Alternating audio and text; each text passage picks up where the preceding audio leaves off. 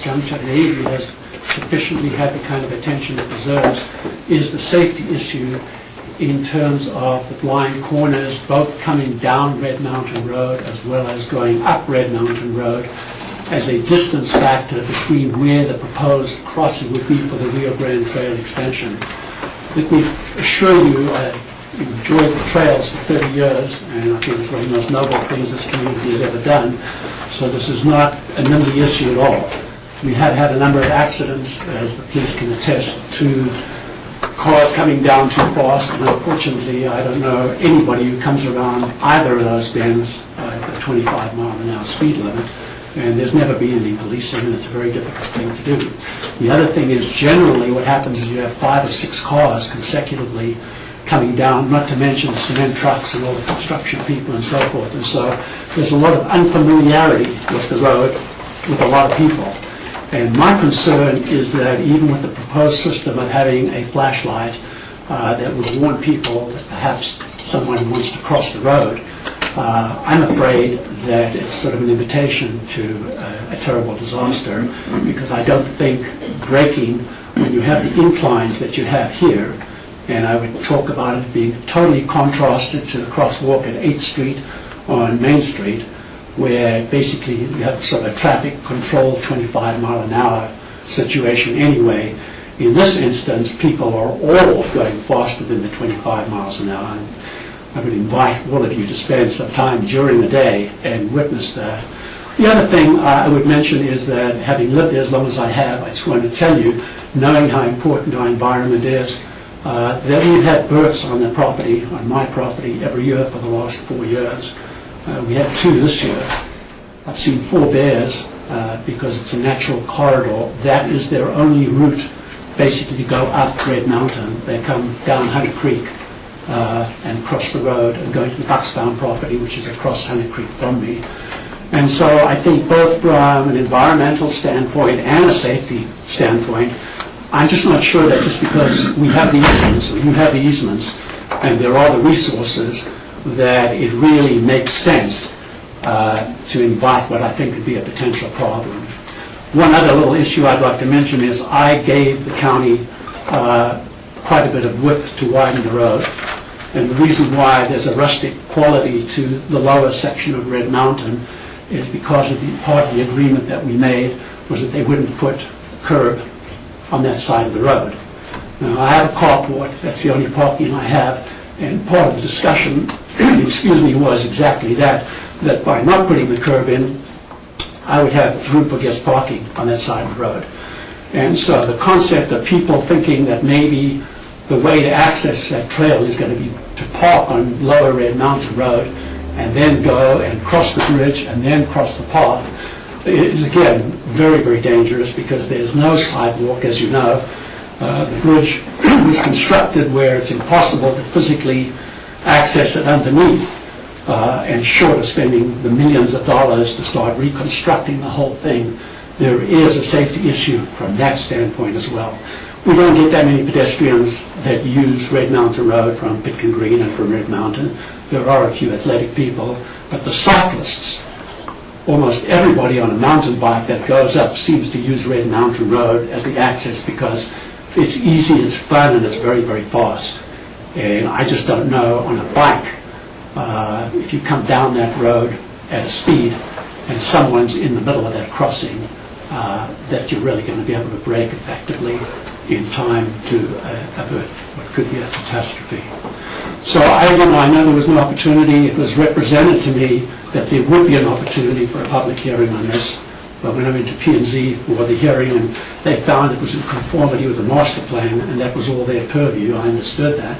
So I just wanted to take advantage of the opportunity to make my comments public and let you know, as an expert witness, having lived there for 30 years, that it is a great concern to me, both the cyclists, for the animals, and for the people who will reluctantly get off their bikes, if they do, because we all know the temptation when we ride down the trails, including me, I plead guilty, is not to stop at the stop signs, even though they're there, and think we can look both ways and get across. There's very little time to go around that bend and make that decision. as you probably know, this is the third busiest road in Pickens County. I mean, we're talking about a totally different issue from Main Street, and I wouldn't like to think engineers are looking at comparably because they are so dissimilar. So I will ask you maybe to consider two options. One is, if it doesn't get done this year, we've lived for 30 years without it. It's going to be a wonderful thing if we can do it safely and effectively, but maybe there shouldn't be this urgency factor to have to get this thing installed this year and really take a look at it, because I don't even know if you realize, and how many of you have physically been there, but the amount of terrain clearing that is going to be necessary on the Lone Pine side is quite substantial. It's not going to be a simple matter. It's very, very heavily grown and treed there, and very beautiful, of course. So I guess you have to weigh the pluses and the minuses, but I think your responsibilities to the community in terms of public safety is something that I would urge you to address. Thank you very much for your time. Thank you. Are there any other people who would like to make? Yes, ma'am. I have some pictures. Should I lay them on the ground? You can do whatever you want with them. So I'm going to hold them up. No, I just so you can see them. Please identify yourself for the Oh, I'm record. sorry. My name is Kathy Chamberlain. It's just a presentation I've been kind of going around the block with. Just so you can kind of see, they're pretty big. May I see? Yes, please do. Yes, my name is Kathy Chamberlain. My first public comment I want to address is Cozy Point Ranch / City of Aspen Parks and Open Space. I moved to Aspen in 1969. I bought my 2-acre property on Upper Twining Flats, which is right on the highway, across the highway from Cozy Point Ranch, located in Pickens County in 1975. After buying this property, I drilled for water only to find shale water 200 feet down, which quite frankly is unfit for human consumption or use. Shale water is sulfur, smelly, black water beyond third world quality. I spent hundreds of thousands of dollars to try and filter this water. I also bought water and to fill up my 2 holding tanks, just so I could shower in some clean and clear water every once in a while. A lot of other neighbors I know on Twining Flats and Woods Road and other properties adjacent to my neighborhood in Woody Creek did not have water either. Some had to even lower their pumps because the water levels have historically been getting lower. Pickens County kept jacking up my property taxes throughout my 30-year ownership of this property. Being a widow and a single mother trying to afford to stay in Woody Creek, I would protest these property tax hikes every chance I could, trying to prove to the county the land was virtually worthless. Though the house might have had value, it is third world living without water and no money. I even came before you, Jack Hatfield, explained my situation, my taxes should stay low, and would Pickens County ever offer us relief in my neighborhood in regards to shale or no water problems, like you did for Brush Creek subdivision, and Jack's reply was, probably not in your lifetime. Brush Creek subdivision had been struggling with real estate sales throughout the 70s and 80s because of the predominance of shale water when wells were drilled. Now it is flourishing with clean water to the residents. I had to sell my property after living there for 30 years because I couldn't financially keep up with the filtering, maintenance, buying water, upkeep, and was literally breaking my back. I had to move on. So I have a big problem watching Cozy Point Ranch, City of Aspen, Parks and Open Space, water those front fields and Brush Creek open space fields for hay for these 22 different varieties of cows for slaughter, none being milked, all in the name of City of Aspen open space. As you can see from these photos, these entire front fields are fenced. Fencing is surrounding these fields from Juniper Hill Road along Highway 82 to Brush Creek Road. These fenced-in fields are declared open space by the City of Aspen with this signage. But this fencing inhibits human beings from accessing and using this open space and kept out. But this fencing keeps the cows and other animals kept on Cozy Point open space in, and they can't escape. How does this situation benefit the general public and community of Pitkin County? It's a question. It benefits a very few human beings, but it is a wonderful situation for the cows and horses that are well fed and fat, living at Cozy Point better than most people trying to live and maintain in this country during this economic depressed times. I have met with a couple of City of Aspen Parks and Open Space public servants trying to explain my offense to the presence in Pitkin County with all of this large, intrusive sign littering my neighborhood with this propaganda about these lands I hold so dear to my heart in the name of City of Aspen Park and Open Space, supposed to be used by human beings but is dominated by animals. I have also learned that the leaseholder of Cozy Point Ranch also gets to water every day, all day, during this severe drought, the fields called Brush Creek Open Space, City of Aspen Park and Open Space, and also learning that Brush Creek Valley Open Space is closed in the winter to human being use, such as Nordic skiers. Cross-country skiing originated in prehistoric times. It was still widely practiced in the 19th century as a way of moving from place to place in the winter. Elk, deer, and other animals were hunted by Nordic skiing. Nordic skiing is a form of transportation for winter operations. This corridor going through the Brush Creek Valley is closed to human beings in the winter, and I just don't know why. Also, my concerns include that the City of Aspen Park and Open Space, including Cozy Point Ranch, Aspen, Mass., Mills Property, and Brush Creek Open Space, pay no property tax to Pitkin County. But yet Pitkin County has the right to jack up property taxes on private held landowners this year. To me, as a 40-plus year resident of Pitkin County, this smells of muck. And speaking of muck, I was out roller skiing the other morning on Upper River Road in Woody Creek, and I am always staring down into my most beloved body of water, the Roaring Fork, only to see this murky and gray film along the banks.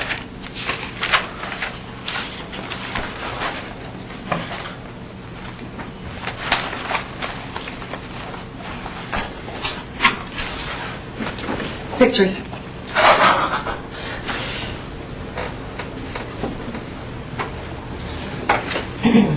I have my suspicions after realizing that Brush Creek runs right through the cow fields of Cozy Point Ranch, and also noting that Cougar Canyon Creek drainage, also located on the Cozy Point property, merges with Brush Creek along Highway 82 and Juniper Hill Road in Cozy Point. As you can see from these pictures, these piles of manure, and that's in this section, these are just big piles of manure, and then you can see the trees, and that's sort of defining Cougar Canyon drainage. As you can see from these pictures, these piles of manure, excrements from the animals lodged at the ranch, lie right on top of the banks of Cougar Canyon Creek, showing the only tree growth on this side of the property. I mean, it's literally a desert. So that's my first public comment. Kathy? Yes. In all fairness to us and to the public, if you could keep your comments brief and to the point, that would be great. So you have a limited amount of time here. You don't have, so I'll give you 3 more minutes. Okay. My next public comment is in regards to this article that I read in the Aspen Daily News. I quote, "Police trainees return to shooting range near landfill." Commissioner Michael Owsley, however, said he couldn't support even a temporary return. "We just got this solved, and I can't go back to Woody Creek and explain why now there is a week-long training," he said. "It isn't about noise, it's about gunshots in your neighborhood causing you to flinch. I can't support it at all." What have you personally solved? I grew up in Woody Creek with hearing gunshots and never flinched. I welcome my neighbors practicing self-protection. My neighbors were just shooting it up a couple of months back in the Woody Creek Plaza, and I can tell you I did not flinch. In fact, I shrugged my shoulders and said to myself, well, I guess you can shoot guns in Woody Creek Plaza. Goody. Thank you, Kathy. Are there any other members of the public who'd like to make a comment at this time? Yes, ma'am, in the back. Can I get my pictures back? Yeah, Jack's still looking at them. Do we need to enter these into the record? It's up to you. It's up to you if you want. If she doesn't mind letting go, or I can make copies. Or I can make copies of those. Yes, that would be better, because that was pretty expensive for me All right. to do that. For the record, I'm Janine Kirk, and I'm here to talk about the Red Mountain Trail at the bottom of the road.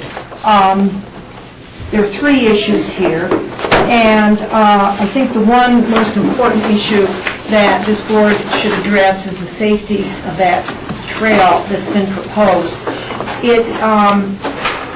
I'm a biker, and I readily take that shady lane trail, which is literally 25 feet from the proposed trail, onto the bike path. And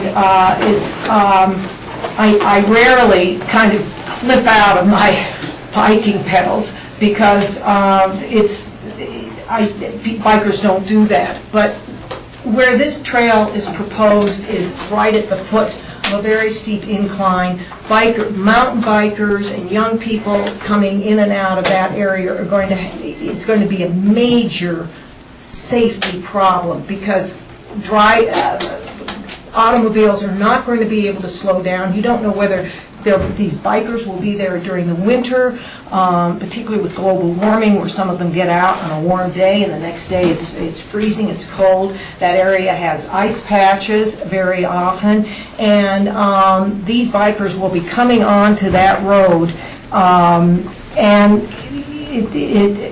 possibly being struck by people coming down Red Mountain Road very quickly. I don't think any amount of signage on either place is going to be adequate. I just think there's a major safety issue that needs to be addressed, and that we should really look at this particular site carefully before allowing trees to be eliminated and a large trail to be built.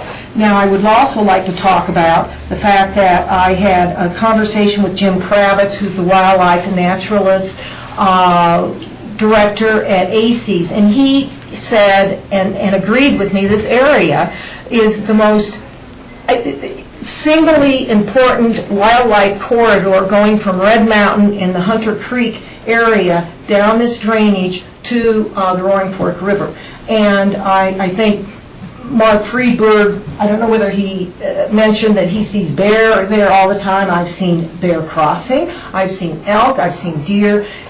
We are, yes, in a suburban or an extension of the urban area. However, we are still in the county, and we still have these pockets of wildlife corridor that are so important to us to preserve for these animals. There's nowhere to go except front yards anymore. And this is major, and I think should be looked at before we start building a 4-foot wide, dangerous bike trail in that area. I think that it could be a pathway, possibly, and perhaps would be less problems to the wildlife with hikers maybe going in there, but bikers and wildlife do not mix. They just, we won't see any more wildlife there, and I think that needs to be considered. The next thing I want to address is the P&Z approval. I realized that all they could talk about was if this trail, which, as I understand it, has been in the makings for several years, met with the Asbury Community Plan. And according to the Asbury Community Plan, yes, it does, because we encourage biking trails throughout our urban area. However, there's also a part in that Asbury Community Plan that addresses proper public outreach, and nobody was notified as to this trail that I'm aware of, neighbors in the close area. And certainly I feel that proper notification through the changes of this trail should have been made, but it wasn't done. Secondly, the area on which we're talking, where the trail is proposed, is a sensitive environmental area, heavily forested, and there's wording in this plan that says any changes to a scenic area must be in context with that area, and this is not by building a trail.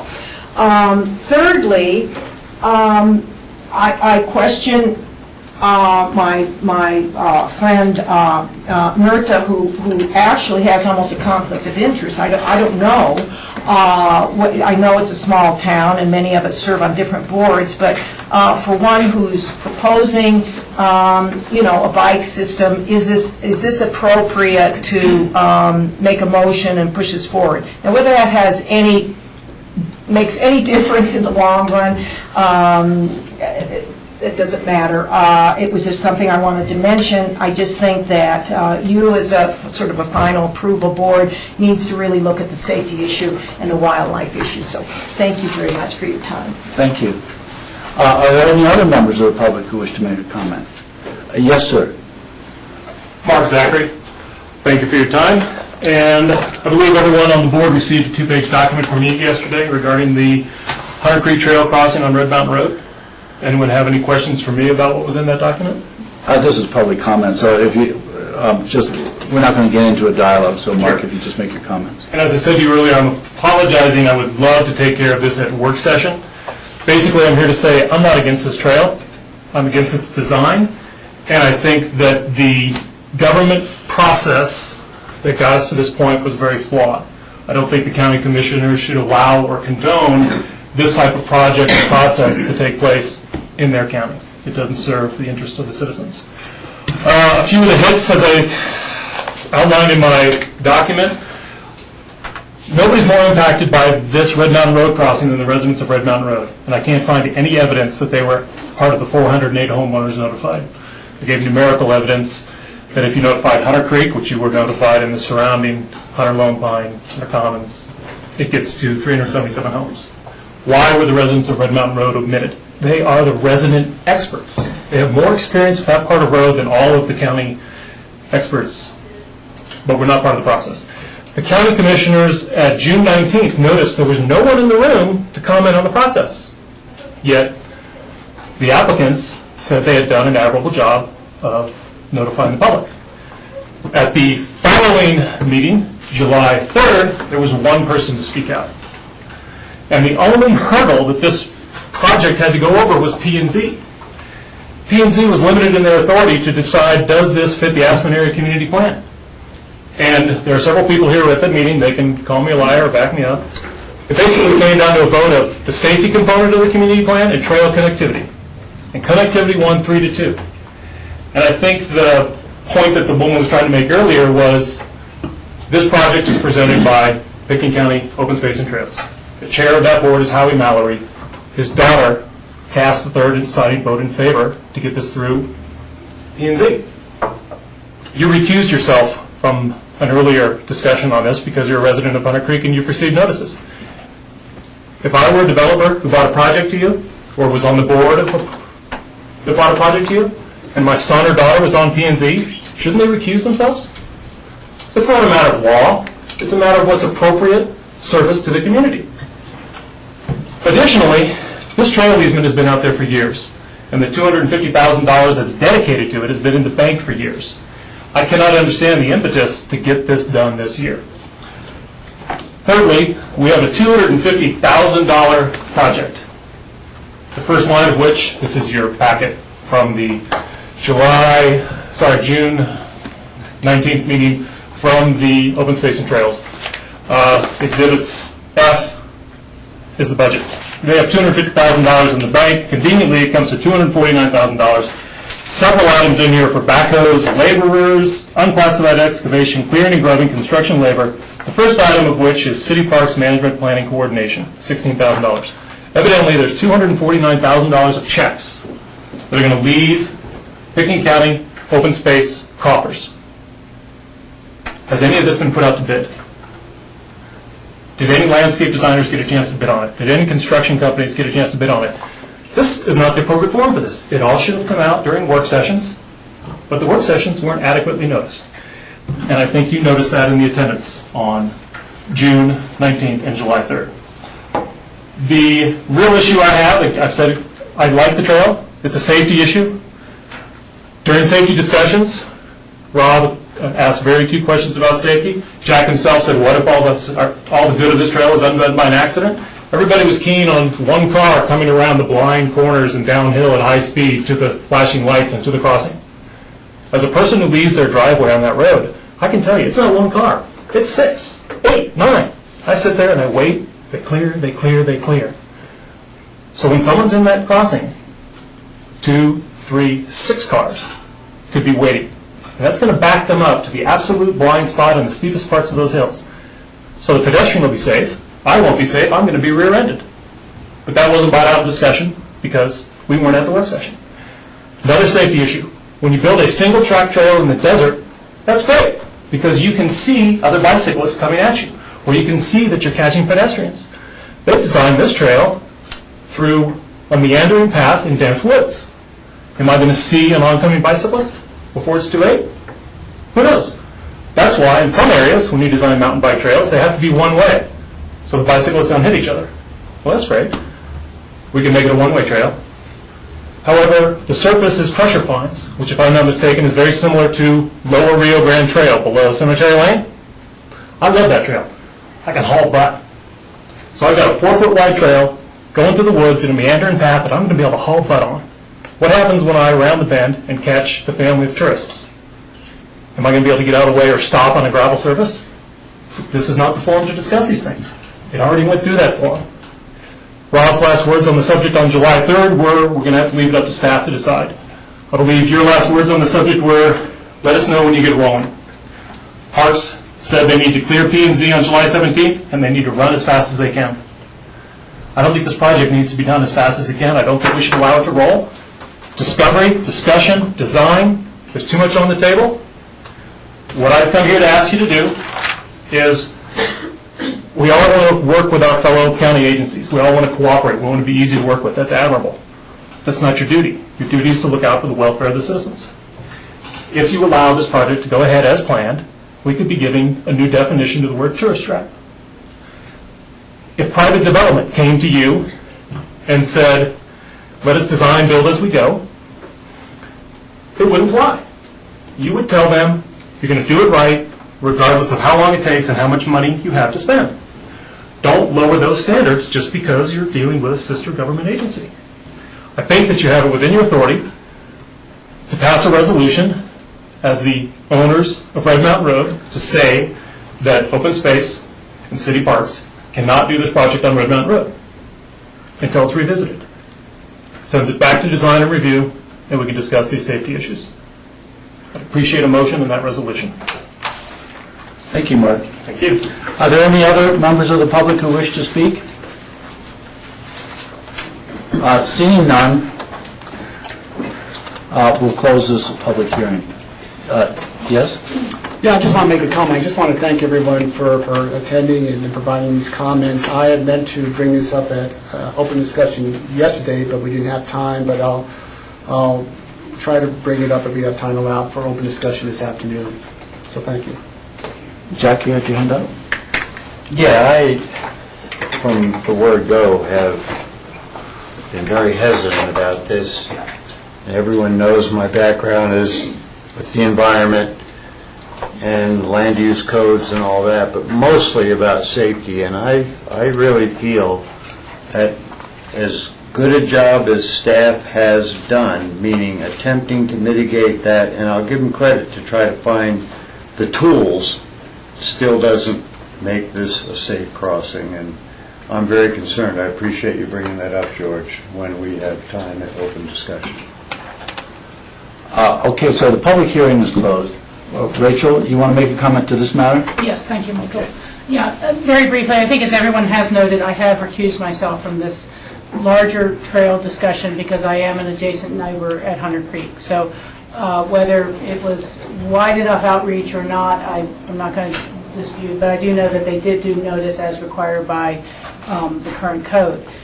I do think that the safety of the crossing is somewhat of a separate issue than the trail. If the trail's moving forward and, affects the property values of Hunter Creek, that's one thing, but the safety of Red Mountain Road is something different. I appreciate George wanting to bring it up. I appreciate everyone in the audience who has brought it forward more formally. And I'll just say in general, I think that there needs to be some real looks on the road safety in terms of the speed limits, in addition to this crossing. To just kind of say, well, everyone goes 35 or everyone ignores the 25 is really not something that's acceptable to me. And if you live at Hunter Creek, you see the crossing that's right at the top of the knoll to go on to Lone Pine Road, which is really very dangerous as well. I think the city has a very small, pedestrian crossing, one of the ballards that can be knocked over in the middle of the road. But I have personally witnessed and seen what I consider to be some near misses there as well.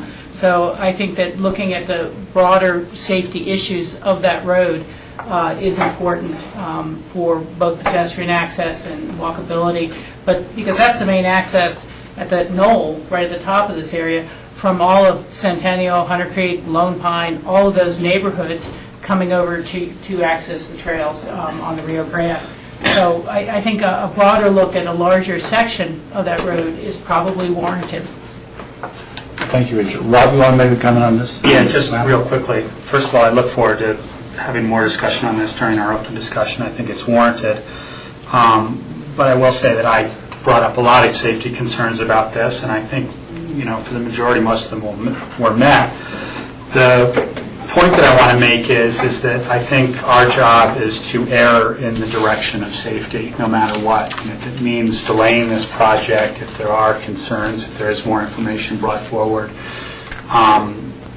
we don't wait for an accident to happen to create safety issues. We make sure that safety issues happen so accidents don't happen. And I want to make sure that this project has all of those happening so that an accident doesn't happen if it's to move forward. Thank you, Rob. Dale, you want to make a comment on this? I just wanted to know... Could you introduce yourself, please? Yeah, I'm Dale Will. I'm the Director of Pitkin County Open Space and Trails. Wanted to note that we have some other staff from my department as well as from the Aspen Parks Department here. They've heard these comments, and I don't know that all of them will be able to return at open discussion. We are confident we've gone through the traps, both in terms of public outreach as well as the review of this, which also involved the county engineer. He's here as well. But to the extent there's continuing discussion, I will be here later today, and I had asked these people to be here as well. Thank you, Dale. So now we go on to commissioner comments, more commissioner comments. So commissioners, George? I'll start.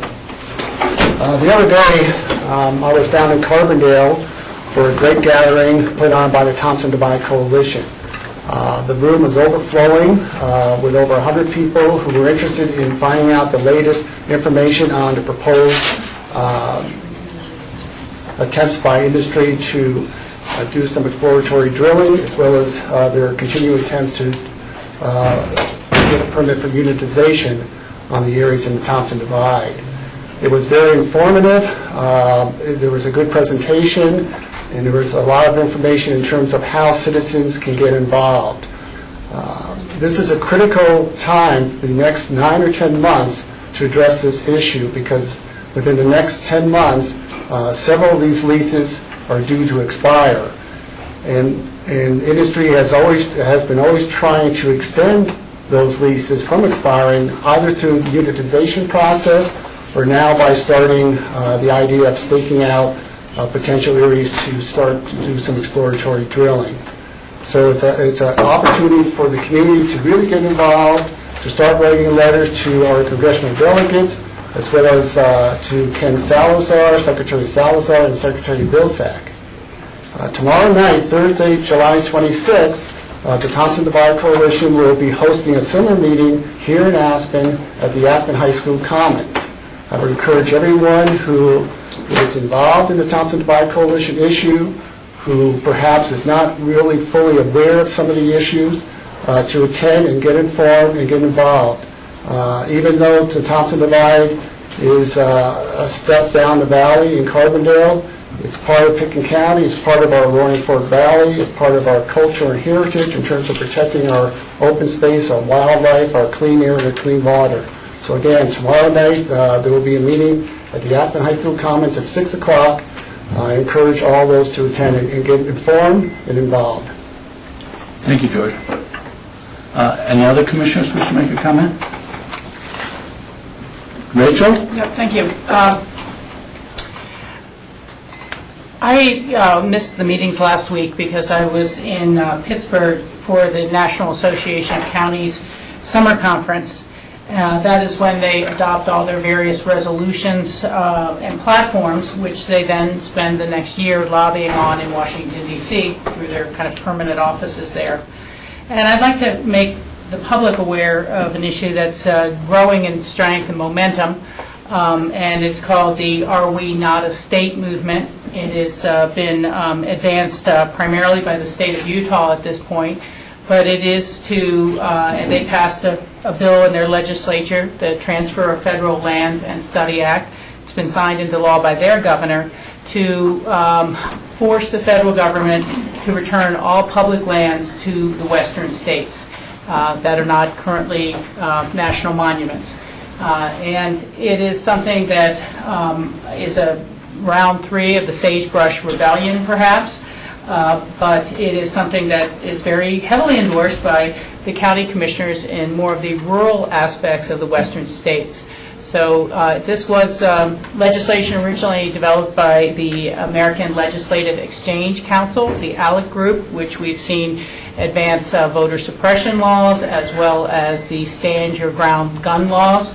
And they did have it introduced in the Colorado legislature last year, but it failed in committee. It did succeed through the Arizona legislature, but it was not signed by the governor of Arizona, who felt it was just too much of a burden to the state financially to afford to manage the public lands. But this is something that's simply not going to go away. And although I argued against it and brought up the many points about how this would affect regional wildlife corridors, water supplies, watershed management, and issues like that, it was endorsed by the Public Land Steering Committee. We were able to receive over 25% of the votes opposing it, and so we put together a minority report for the body as a whole. But it was adopted as a platform of the National Association of Counties to support the return of all western lands to the states to sell, lease, subdivide, or do whatever they'd like to with it going forward. And just as a small tidbit of fact, the state of Colorado, when it was looked at in committee, it was estimated that the Bureau of Land Management and the Forest Service collectively spend about $260 million a year in Colorado managing these federal lands. It's one of the reasons why Colorado did not want to take on that burden. But the proponents believe that by subdividing and selling and getting these public lands onto the private property tax rolls, then counties will have better economic circumstances and a better way to pay for their schools or their roads or whatever.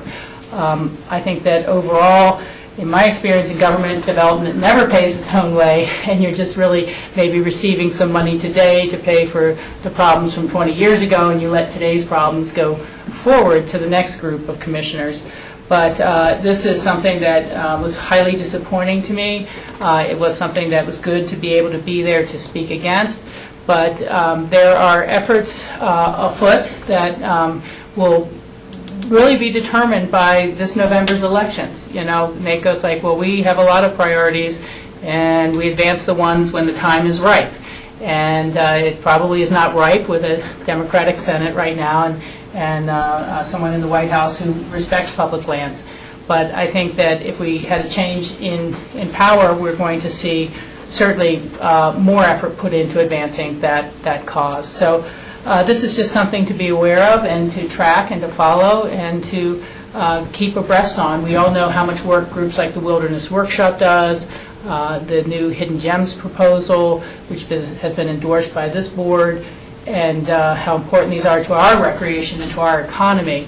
But others don't see the land quite the same way, and we should all just be aware of that. Thank you, Rachel. Any other commissioner comments at this time? We'll go on to minutes. This is a consent action. Is there a motion to approve the minutes of the work session of July 3rd, the special meeting of July 3rd, and the regular meeting of July 11th? Yes, George. I was out for July 3rd, the work session and the special meeting. Okay. I'll make a motion to approve the minutes of July 3rd, And the special meeting? the special meeting. Second? Second. All in favor? Aye. Aye. Thank you. We have a confirmatory public... Wait. Right, I will wait. make a motion to approve the regular meeting of July 11th. Oh, okay. Second. Any further discussion? All in favor? Aye. Thank you. We have a confirmatory public hearing. There's an emergency ordinance fireworks ban in Pickens County. Carrington Brown and John Ely are here. Carrington, do you want to just outline, come forward and outline what the emergency ordinance is? I'm Carrington Brown, Pickens County Code Enforcement Officer, and this ordinance was put in place just prior to 4th of July when it was very dry conditions, and we were quite worried about the effect of fireworks starting an out-of-control fire. So in order to get it in place before 4th of July, we proceeded with the emergency ordinance routine to get it there. And this, my understanding is that the high fire danger still exists, although we've had quite a bit of rain lately. That rain can be spotty throughout the county. So nothing has changed as far as I know about the designation of high fire danger. Thank you, Carrington. Are there any questions for Carrington? Yes, Rachel. Carrington, I guess it's more of a comment than a question, because we've been fortunate to have some great afternoon rainstorms this past few days. But as I've driven in the county and been passing through, just even for meeting on Monday further down Valley, I found the conditions extremely dry. And the rain has been spotty. Some places we're seeing mudslides because it's such a torrential downpour. Other places getting nothing at all. And as Rob has pointed out before, there's an extremely high and quick evaporative rate. So I have asked people, why do we still have this ban in place? And I think it's just very important to note that the county is diverse, the landscapes are diverse, and that the safety of all the residents are greatly protected by this measure. So I am in support of that. Thank you. Thank you, Rachel. Any other questions? Yes? Yeah, just real quickly, a comment. I hike the Ute Trail almost every morning now, and my barometer for whether or not it's dry or not is if we have a big rainstorm the night before, and whether or not that trail is dry by the time of morning, overnight without the sun. And the trail has been bone dry every day hiking up the Ute Trail, even with these big rains. So there is a big evaporative rate. And the other thing that I'd mention is what our sheriff said is we don't want to go from another dry spell late in the summer and having gone on and off of a fire ban. So I think the consistency of having a fire ban throughout the summer is really the way to go. It's still very dry up there. There was a picture, I was trying to pull it up on the Aspen Chamber site, of someone took a picture of lightning striking a couple days ago, and you could see a big flame where that lightning hit, and that was up Castle Creek Road. I don't know if the fire department was deployed to that or anything, but there is danger and there is a lot of lightning, and there's still fire danger up there, so let's not. I'm in support of this. Thank you, Rob. Yes, Jack? Yeah, I would make it probably unanimous here. Certainly, I appreciate the sheriff's position. I think it's important to continue the fire ban. And an example, an extension of what Rob said, there's a report that the other day there were over 300 lightning strikes on Aspen Mountain. Just one day, one period of time, that supercell that went over here. So we're doing the right thing, and I appreciate staff and the sheriff's support continuing this, and the public's awareness and compliance. Any further comments? Is there a motion? Yes, Jack? I'd like to make a motion to approve an emergency ordinance of the Board of County Commissioners of Pitkin County, Colorado, prohibiting the use of fireworks in Pitkin County, Colorado. Is there a second? Second. Any further discussion? All in favor? Mr. Chairman, you will have to open the public hearing. Oh, this is a public hearing? Oh, Yes. it's confirmatory, yeah. Are there members of the public who wish to comment on this particular item, the emergency ordinance fireworks ban? Seeing none, we'll close the public portion of this meeting and proceed to, thank you for reminding me, Lindy, and proceed to our vote. All in favor? Aye. Thank you.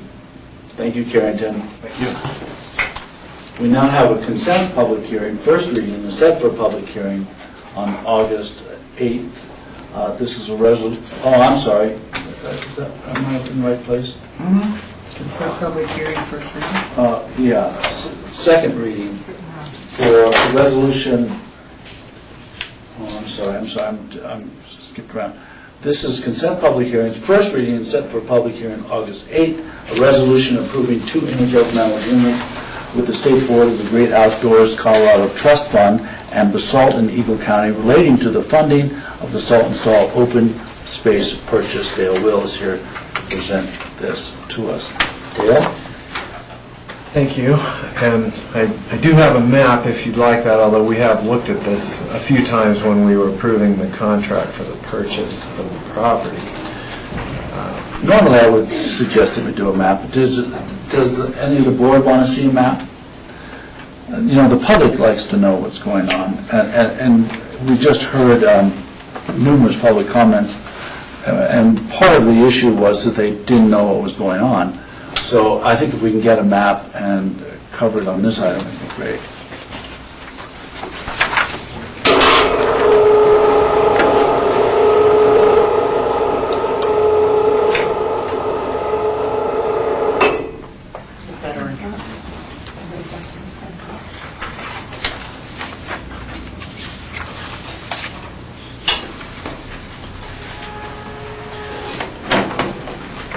And while this is coming up, why don't I get started? The 2 intergovernmental agreements that are addressed by this resolution both involve financing of a purchase of open space. It lies just outside the Pitkin County boundary in Eagle County down in Emma. And when I brought the contract to you for authorization, you may recall there was a clause that has a contingency for raising funds to complete the purchase. The purchase in total is a $5 million acquisition of approximately 145 acres of land. And due to its location, it was one where we felt it was most appropriate to seek a lot of partners, and we have been successful in doing that, and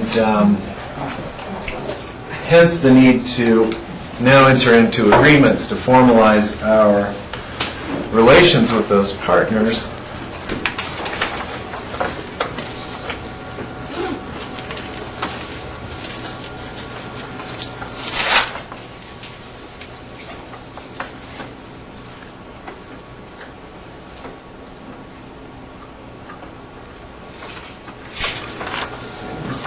Coming up. Click on the icon down. And now you're clicking on the name of the file. Now, we have a map of the property in question and also showing you the relationship to our county boundary.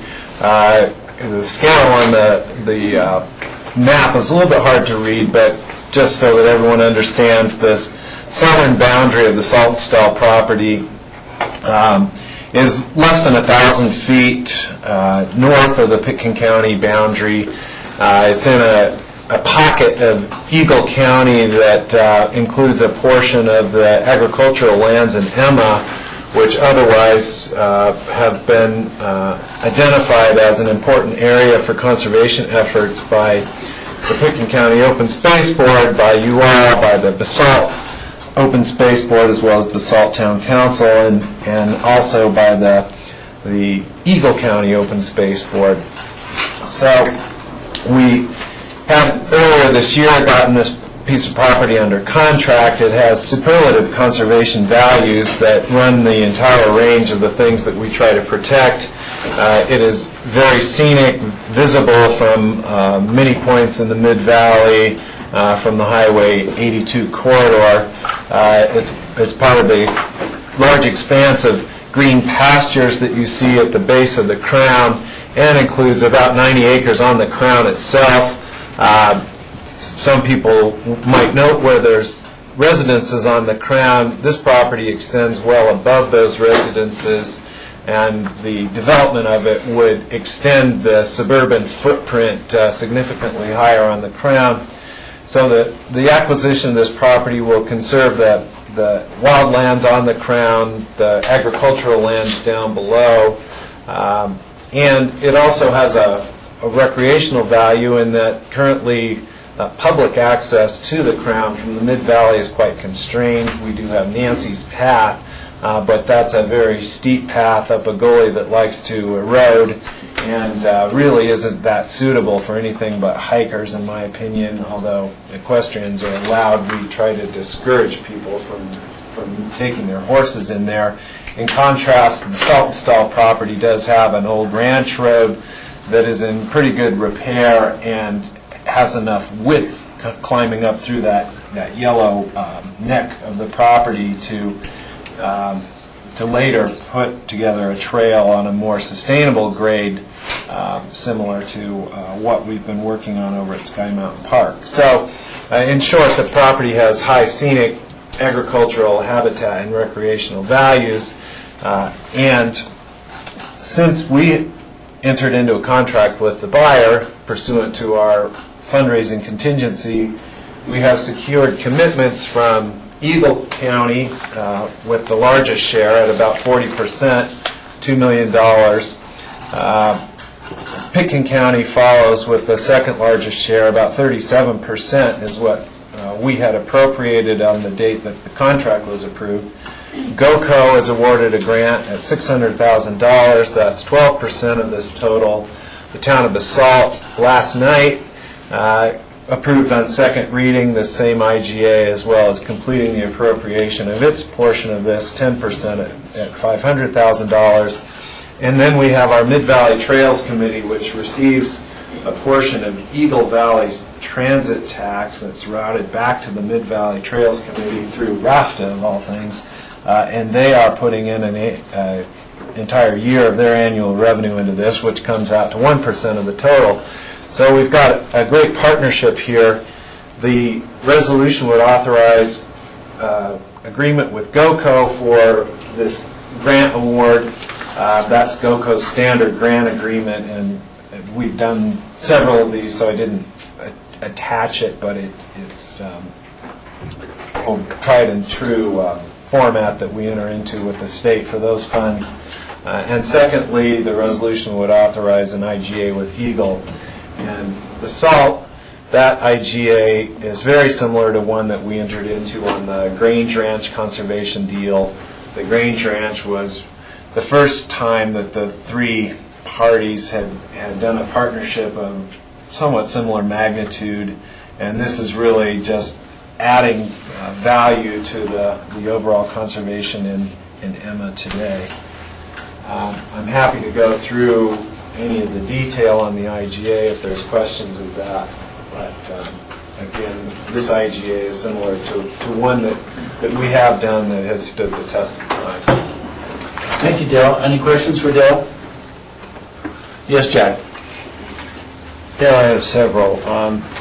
First one relates to, and I didn't see it here, but do we have the ability, meaning collectively Open Space Board recommendations as well as working with staff and the BOCC, to, if we desire in the future, sell portions of this property or all? And it would have to be a cooperative effort with the other funders, I'm sure, but... Well, there's two ways Pitkin County can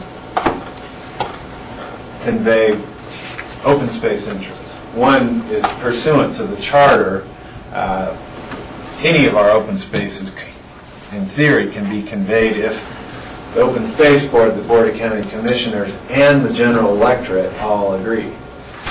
There's a second mechanism which we did not invoke in this case, which is if we signal our intention to allow a conveyance purely on the authorization of the Board of County Commissioners in the authorizing ordinance, we can do that. We did not invoke that here in that we're not foreseeing a desire to do that in the future.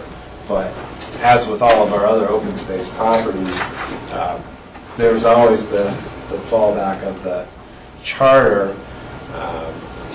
As you mentioned, there are several other organizations involved here, and they would all have their own protocols for this. The one I'm most familiar with is Great Outdoors Colorado, and they don't typically like to invest in properties where there may be an interest in conveyance later, but certainly if something like that does come about, they need to be reimbursed. Michael, just continue. Certainly. Well, the reason why I asked that is because this property is fairly unique. It's in Eagle County, and it will be, according to the agreements that we've arrived at, we will take fee ownership of it. And I just wonder about the long-term management, et cetera, what that means cost-wise, including staffing and enforcement, quote-unquote. And I just wondered if we had that option. I can see very much how maybe we didn't put it because we have so many partners. But I still had to ask the question because I didn't see it here. And I am concerned about mostly the management of this property and what it could mean as to access to the Crown. I've repeatedly had a concern about that, from meeting one on this. The Crown is so overused that we as a board, certainly staff, has recognized that, and when we made our comments on the BLM resource management plan, we asked for really a specially planned process, planning process where we could cooperatively, both agencies like the BLM, governments, and the public could come up with a plan that would not only protect the land here, but allow active recreation. This adds another portal, and I feel with an already crowded and impacted situation, I'm just not sure what the future holds. So my question is, we are going to start a management plan. What's Pitkin County's role in that versus, or how does Eagle County play too? Are we taking the total lead in it because we'll have fee? Would you explain how that future management will come about? Sure. And those are all great issues. The holistic management of the Crown, of course, is a pretty big subject that's broader than this, and we are going to need some leadership from the BLM on that. Just a couple of quick preliminary comments about that. One is that we have been in close communication with the Colorado Division of Parks and Wildlife on that larger question about the Crown as well as on this property. They did support our acquisition of this property, and we have supported, kind of in turn, their call for a winter closure of human activities up on the Crown. John Groves has stated, and most recently in a pretty good spread in the Aspen Times on this subject, that he doesn't believe that summer uses on the Crown constitute a significant threat to the habitat, but he does believe that winter use of the Crown does have a significant impact, and again, Pitkin County is supporting the request by the Division of Parks and Wildlife to the BLM for this winter closure. And I guess my last note about the Crown is that we have this awkward situation where there's virtually unregulated access off of Prince Creek Road in Pitkin County. And here, with this type of a portal, we are able to manage the access consistent with our management objectives, both for the Saltonstall property and for the Crown overall.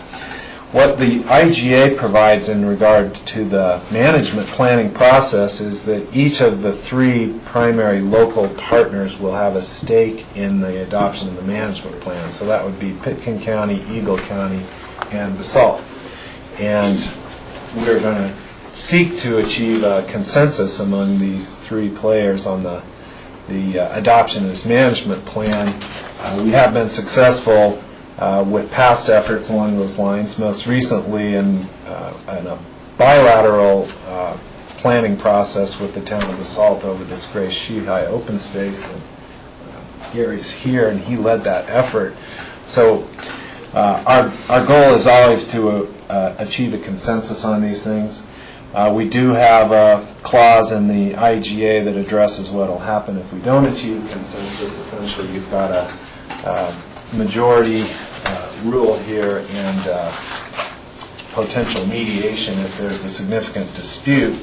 I don't foresee an issue with that because we have been very clear in the ramping up on this purchase that we intend to support the Colorado Division of Parks and Wildlife on the winter closure, and we are going to be working hard to make sure that whatever recreational uses we have here do not compromise the habitat that the people are otherwise wanting to enjoy. Yeah. Thank you, Gail. I appreciate all of the above. A lot of information. Rob, you have a question? Yeah, and it's kind of along the same routes, because one thing that's not mentioned in this agreement, or at least that I didn't see, is the dollars to the management plan. And, you know, it says that all these parties need to have a cooperative agreement for a long-term management plan, an interim management plan, and so on and so forth, but it really doesn't mention what the dollars. I know that this is leased for farming right now, so there's a revenue from this piece of property at this point. Is there any indication of what the dollars going forward needed for the plan that we don't have in place yet are going to be? Yeah, and I should have anticipated this question from you by now, Rob. I don't have a number that I can offer today. I would note that this property has been well managed by the prior owner, and to keep it in its status quo condition, we don't think it's going to be a significant expense. The uplands are very similar in quality to the surrounding BLM land, and unless we undertake some habitat improvements or some recreational improvements, they can sit as they are without the need for investment. The irrigated lands down below, as you mentioned, are subject to lease relationship. The contract guarantees the current owner a 2-year lease back, and that could well continue on into the future. Based on the arrangements we have at the Emma Open Space at Cozy Point South and Thompson Creek, these agricultural leases are quite efficient in securing for us great management from neighboring ranches at no cost to the county. So I guess the way I would look at it is that the expenses that we'll have are going to be ones that we're going to choose to have later based on what we want to do there. Perhaps the most significant fixed cost we'll have is that, assuming there will be a seasonal closure here, which I'm suggesting that's what we want to do, we're going to have an enforcement need down there. So probably through our ranger program is where you will see the most immediate required investment. Just follow up with a comment. I'm in favor of this. I think the IGA is favorable to Pitkin County and gives us the control that we want for various things going forward. And And it's a good piece of property that does have some advantages moving forward. I just feel often, and you've heard me say this before, that we go through these purchases, and I know they happen pretty quickly, with some intention of how these are to be used, but without plans drawn out of how they're to be used. I mean, clearly this is an access corridor into the Crown. There's a road where, up in this section, that will create significant access to the Crown if we so go in that direction. And I just always feel like there could be a little bit more done vetting our uses before or during the purchase time period. And I know it all happens quickly, but it just always seems like we're in that same position every time when we're approving these things. And this isn't the approval of the purchase, this is the approval of the IGA with the other bodies that are helping us purchase this. Thank you. George. Thank you. I've got a question and a comment. Dale, there's been some criticism in regards to the purchase of this property versus the opportunity to utilize monies for a conservation easement instead. Can you clarify that? Sure. The key thing to remember is that this property is listed for sale, and it's got a listing with Sotheby's. In fact, they are able to accept backup contracts now because, although we have it under contract, there are contingencies, and the owner wants to sell the property. So under those circumstances, it's very difficult to negotiate a good conservation easement in that the owner isn't looking to be there 5 years from now or 10 years from now, as might be the case with your classic conservation easement grantor. We did nevertheless explore a conservation easement with this owner, and we rapidly learned that we were going to have to pay a very large proportion of the total purchase price and still leave significant development on the ground in order to attract any interest at all in going that route here. So based on that and some conversations amongst the partners during that sort of formative period during this negotiation, we ruled it out as not a feasible pathway here. If we were dealing with a owner that wanted to be there for decades ranching, it would have been a different story. Again, I see this as another great example of creating partnerships, a multi-jurisdiction to be able to acquire, preserve, conserve rural land, not only in our county, but certainly adjacent to us. And this area is really an extension of the Picken County Emma area, where we have some conservation easements and open space trails. And it really does speak to our ability to form these partnerships, to recognize the importance, not only from our open space and trails program, but Eagle County and the town of LaSalle. So it's a very collaborative effort that we probably could not have put this together without these entities, and certainly without the GOCO support, knowing that they have these multi-jurisdictions which are contributing. So that speaks to the success, and also to the continued efforts to continue to look towards partnerships for these purchases, whether they're in our county or outside or joining. So that's really critical. In terms of some of the issues about the Crown, we are just finishing up as a cooperating agency with the BLM for their resource management plan. And I've been attending those meetings, and those meetings have been going on even before my term here. But it's getting close to having a final draft that we'll see shortly. And we continue to try to have the BLM look at the Crown as a sub-area management plan, and that would then coordinate with open space and trails efforts in terms of developing a long-term management plan. So that's our goal. In terms of Rob's concerns, I think that open space and trails, and I think we as a board, we look at the potential for any of our purchases. And in this one, certainly the potential right from the onset is to preserve the rural character of the Mid-Valley, to maintain agricultural abilities, and hopefully long-term for local food production, and certainly to continue to enhance, protect wildlife and wildlife habitat, with the potential of recreational opportunities.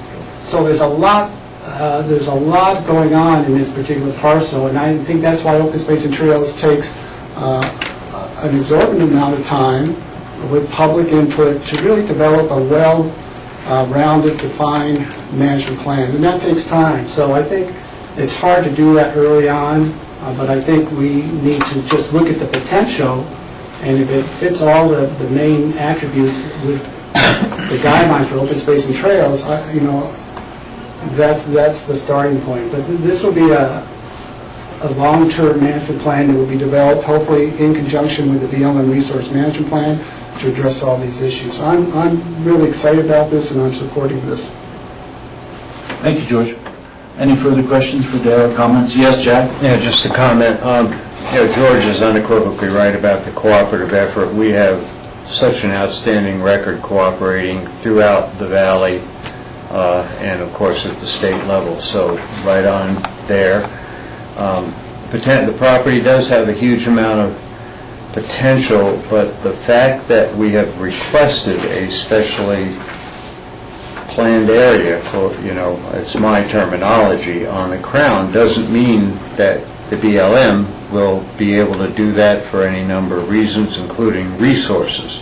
So that's a positive approach, but no guarantees. Without that cooperative effort on the management plan, we will face big challenges. So if that doesn't occur, I really hope we can understand what the carrying capacity within our limited ability to do that on this property is, so we can open or close the valve as is necessary, because this access has the potential to dump a whole lot more people from the main fork of the Roaring Fork Valley onto this property. So I'm going to support this, but with that hesitancy. Thank you, Jack. Thank you. For a motion. Yes. I'd like to make a motion approving the 2 intergovernmental agreements with the State Board of the Great Outdoors Colorado Trust Fund and with BOCC in Eagle County relating to the funding of the self-installed open space purchase.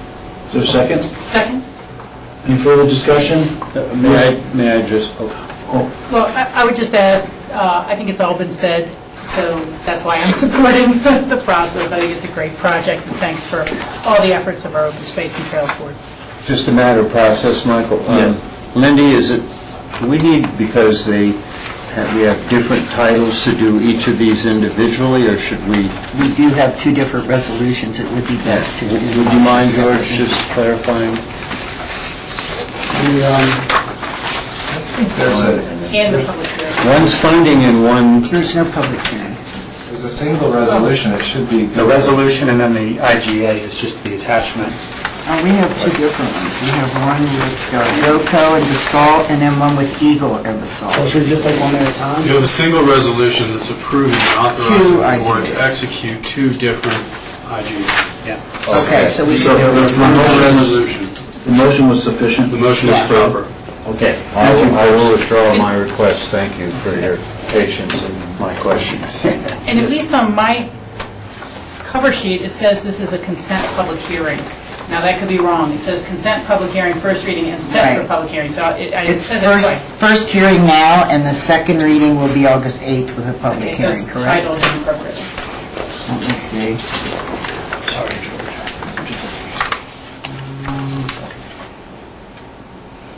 Public hearing was published, and it was set for the 25th.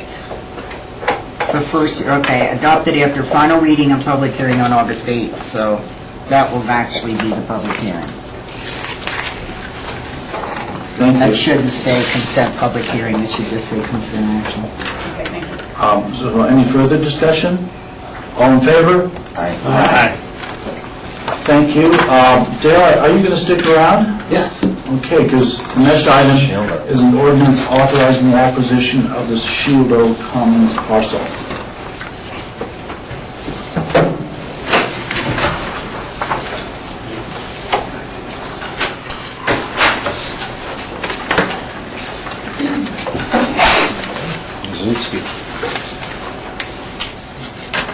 This is the latest of the proposed contracts to come to you this year from the Open Space Board.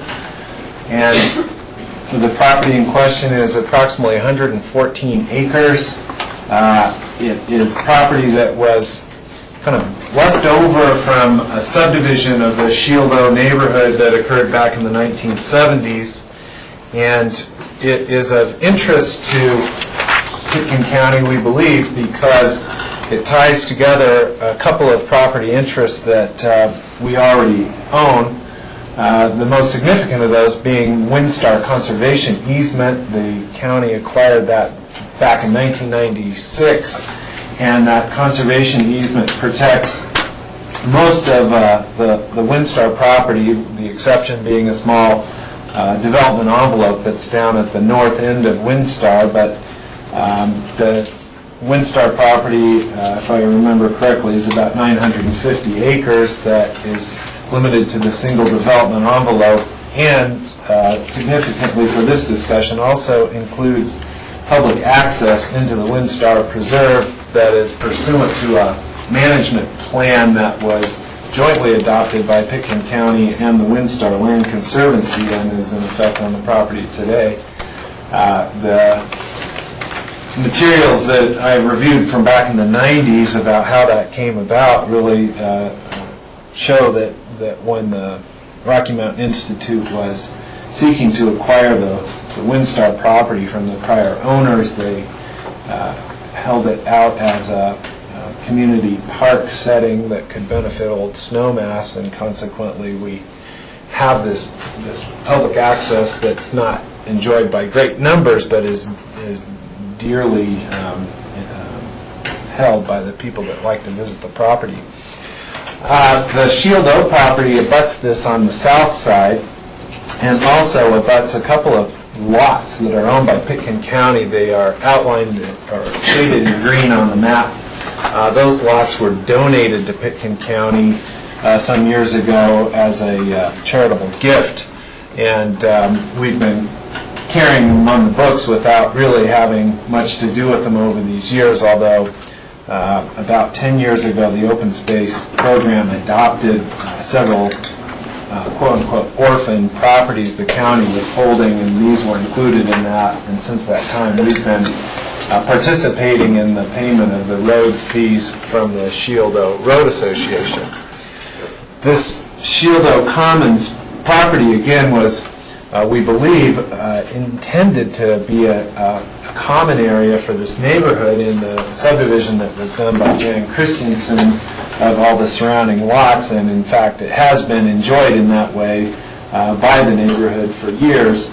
The center of the property running from south to north goes to Snowmass Creek Road, climbs up the hill, and then the middle of it is a beautiful basin that a lot of these homes look out onto and enjoy as a common area threading up the middle.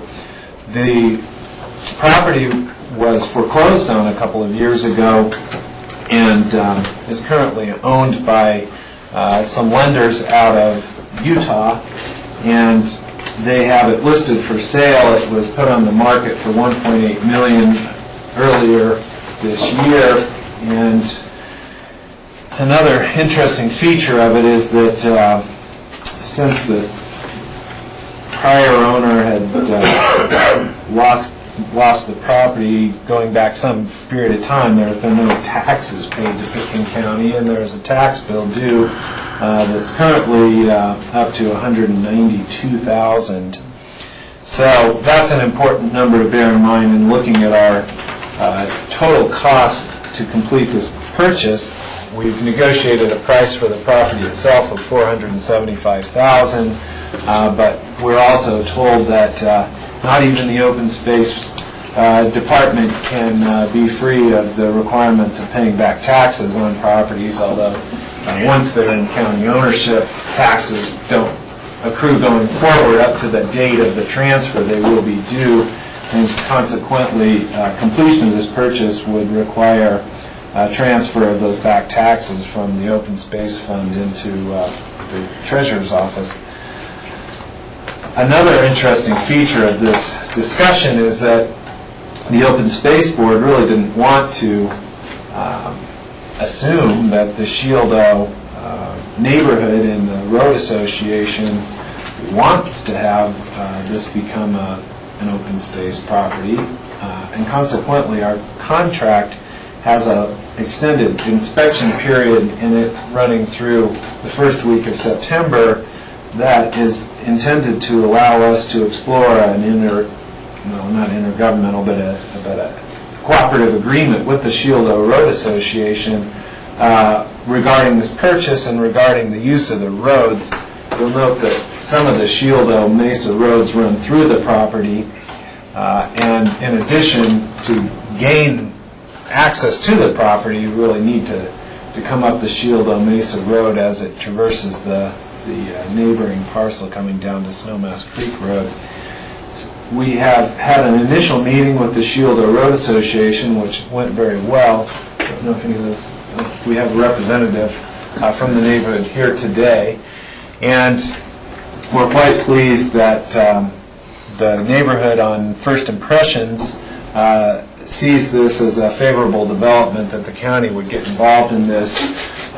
Given the size of the property, there is always the threat that under the SB 35, this could be chopped into 3 pieces without participation by the county, and each of those pieces could then yield requests for development approvals that may not fit with the vision of either the county or the neighborhood. So our purchase would eliminate that threat, and in return, we would like to have an understanding regarding the public's ability to get up there and to use that road, partially as an access point to the upper side of the Windstar property. In your packet, and I'm not going to try to get this on the screen, but there is a photograph of the views from up there. I will describe them as superlative views of all of our iconic peaks from that area, cresting up out of the Windstar Bowl and up onto the top of Shieldo. And certainly the folks that live up there know what I mean. But the view of Sopris and Capitol and Snowmass Ski Area and so on are exceptional, and consequently as a place that people might like to visit in its own right or as part of a journey through the Windstar Basin, we think that there's significant public value there as well. We have a contingency in the contract, as I mentioned, that we reach a written agreement with the Shieldo Road Association and the county commissioners, as well as the Open Space Board, had indicated earlier in this negotiation that they each want to be involved in determining the adequacy of that agreement. So entering into the contract today would really simply take a next step in this process of exploring relationship with the neighborhood, and we will see later whether all of that leads to a result that is happy for all the folks involved, Pitkin County, as well as I think there's 13 owners up there. With that, I want to pass along the recommendation from both the Open Space Board and the Open Space staff to approve this ordinance set for second reading, approving this contract so that we can explore the agreement with Shieldo and work through the other normal due diligence matters that are in all of our real estate contracts with title review and so on. Thank you, Dale. Are there any questions for Dale? Yes, Jack. Yeah, this purchase appears to be consistent with quote-unquote Pitkin County values and our policies, etc. From that perspective, I'm supportive of this. I'm hesitant, though, because of the unknown, working with the Shieldo Road Association. And I'm very much appreciative that we have kind of an extended 75-day period of due diligence. It is my hope that we can come to an agreement that requires nominal participation, and I think I'm specifically talking about from a financial perspective here, because I believe also, consistent with what we're doing here, is a huge benefit for the local or the property owners, because many of them aren't local, but there's a huge benefit of purchasing this open space in literally their backyard. And so you got to weigh what that value is to everyone versus a very unknown amount of access for trail use here. And so I'm very much hoping that this agreement can be nominally expensive to our county organization. If it's not, then my enthusiasm becomes minimal, if not non-existent. Any other comments or questions? Yes, Rob. Yeah, I just want to point out and maybe ask what the process is going to be in this agreement under number 3, where it says open space, or it says OSTB, open space and trail, the last sentence of 3, open space and trails board and BOCC will determine the adequacy of this agreement satisfactory to this contingency, in the fact that a lot of times we have contingencies in these where we kind of leave it in open space and trails hands, that, you know, that it's going to be sufficient for them, that it meets a requirement of an appraisal or something like this. But we're really asking here that this come back to our board for approval based upon this agreement, and that this agreement meets our board's approval as well. Is that correct? Yes, and maybe Chris could help me if he has thoughts of how you would structure that.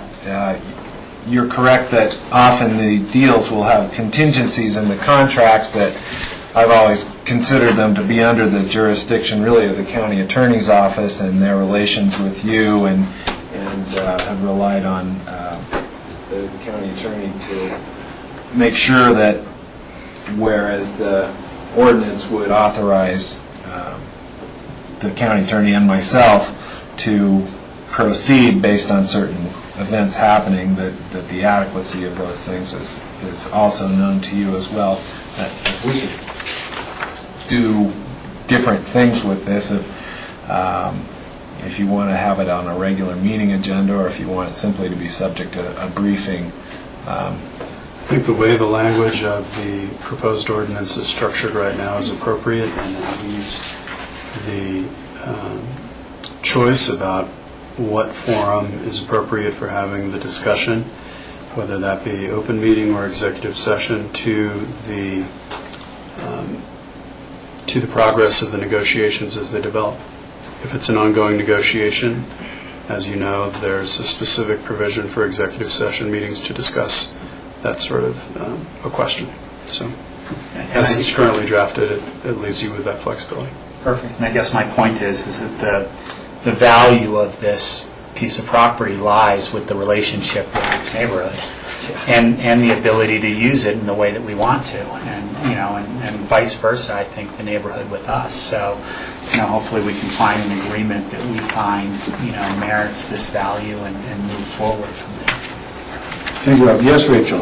Thank you. I am supportive of this moving forward for a couple of reasons. One, and correct me if I'm wrong, but to my understanding, this is kind of a subdivision prior to county code, and it would not be subdivided in this manner if it had been subject to more modern county code. So there's been continual challenges, put it that way, with some of the lot configurations, some of the road issues, and things like that. So I think that this helps resolve some of those potential issues and elimination of another potential 3 bad home sites in the wrong locations.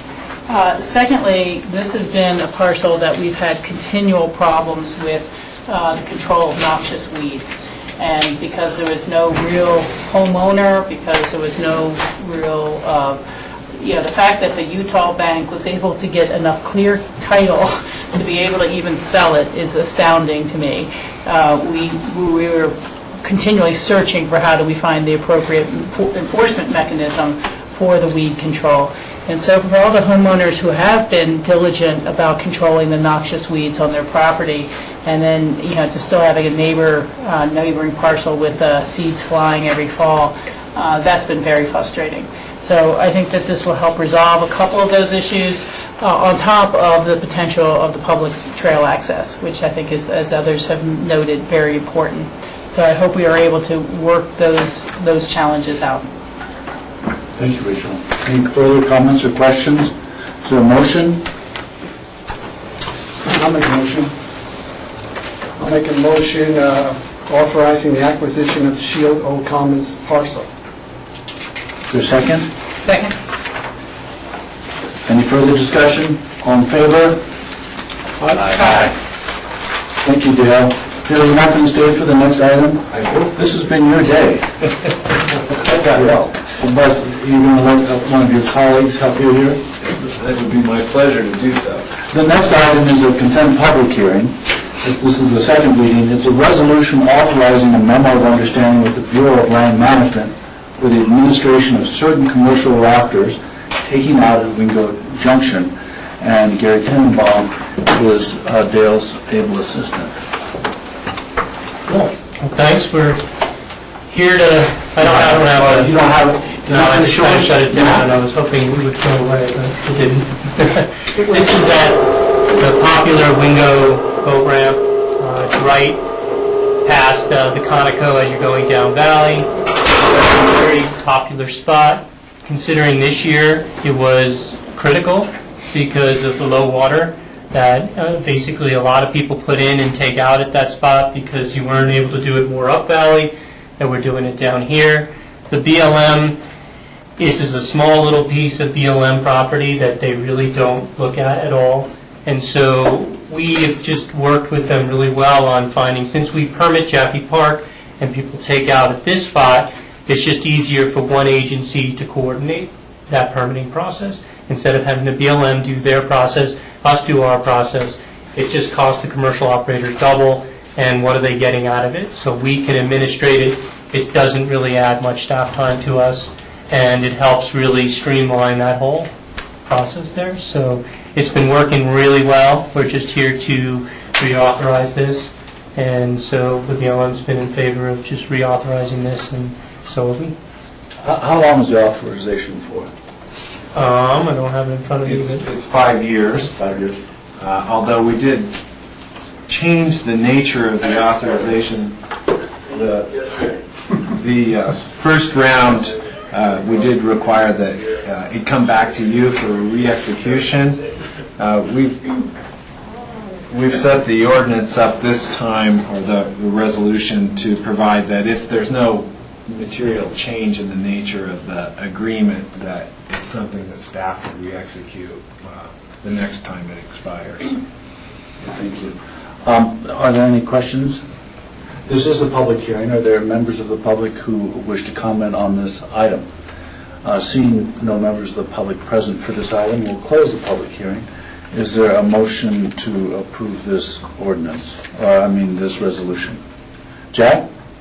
Yeah, I'd like to move, and also ask a question after it, but I'd like to move approval of the resolution of the BOCC of Pickens County authorizing a memorandum of understanding with the Bureau of Land Management for the administration of certain commercial rafters taking out at Wingo Junction. Second. Any further discussion? Yes, Jack? Dale or Gary, who manages the for sale and general vehicle parking at this site? You know, we've got everything from boats to tankers to et cetera. CDOT manages that. We, on the for sale stuff, we try to move that along. We try to move that off of CDOT's property. We try to help that a little bit, but CDOT manages that. They permit that, so they permit certain people to park there, as you see. That there's definitely some unpermitted action of people parking there, and there's permitted action too. Yeah, maybe that's the big tankers and things we see like that. Okay, thank you very much. Any further? All in favor? Aye. Thank you. The next item is land use public hearings. I think we'll take a break like a 10-minute break. We've been at it for an hour and a half, so back at 1:45. Great. The two. But I did want to say also that your code says, since we're talking about the specific language of the code, that one of the purposes of the GMQS, allotments are intended to provide for the development of residential floor area on 35-acre parcels that are located within the unincorporated area of Pitkin County. Does that not have any meaning? Michael, can you read that again? Sure. GMQS allotments are... Why don't you provide a citation? You have better glasses. Number 18, I think. Down at the bottom, Chris.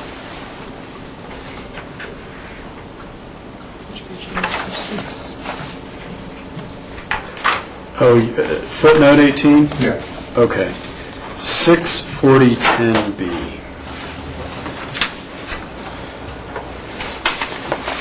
So, rather than continue this back and forth, I mean, people are making hypothetical arguments on both sides now, which is not really reaching the point, it seems to me, of the appeal itself. And the appeal itself is based on, did the P&Z act improperly in denying the application, or denying, not allowing the GMQS scoring. So, if you have anything more on the conduct of the P&Z to that point, I'd be glad to hear it, Mike. But we need to narrow down what we're doing. Can I clarify something that Mike said earlier, because it's a question for Chris? Because Mike, what you said earlier was that you felt that the P&Z did not score this correctly because your client should have received 1 point for, I can't read my notes, but your point was that because you felt that P&Z did not score correctly because they did not take into that account that 1 point by whatever code that is, which I want to clarify with Chris, that in itself could show an error on the part of the P&Z, and so in that case, your argument is that it should be remanded back to the P&Z. That is correct, yes. So is that correct, Chris, in terms of what Mike was suggesting, that there was a point that was missed in the scoring by P&Z according to whatever code you... And I would even go a little bit further, I would say. I forget the code number that you had referred to. That particular aspect of the code was not discussed, was not part of the consideration. The argument was presented to staff from the P&Z. I think that I would say this was taken into consideration in our scoring, where we granted a score of 0 and the P&Z accepted staff scoring. So we did, again, at that time of our scoring, we were not agreeing that they would comply with this provision of the code, allowing a score of 1 point. Okay, so that was considered as part of the... Yes, I think that's back to the larger issue that this is not fully subdivided yet. It's just a contract to purchase the acreage. Is that where your staff's determination ended up on that point? You know, I'd just like to say, the P&Z was very cordial to us, and they almost apologized that they couldn't approve it. And a couple of guys said, gee, I'd like to have a cabin there, but the code says this. They weren't hinting at anything, were they?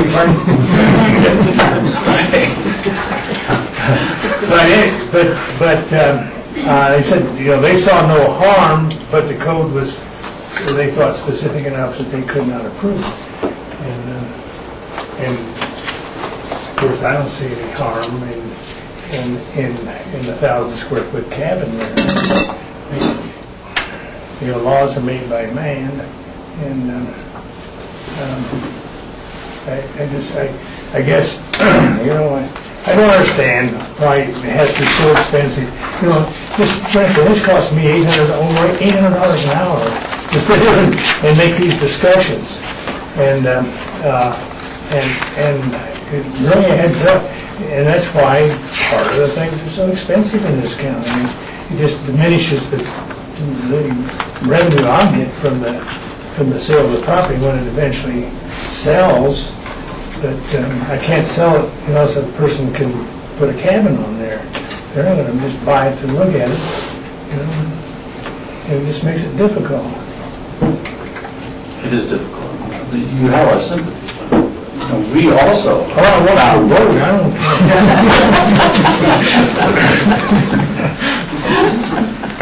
So, Board, I think it's time to go to wrap this section up. Yes, Jack?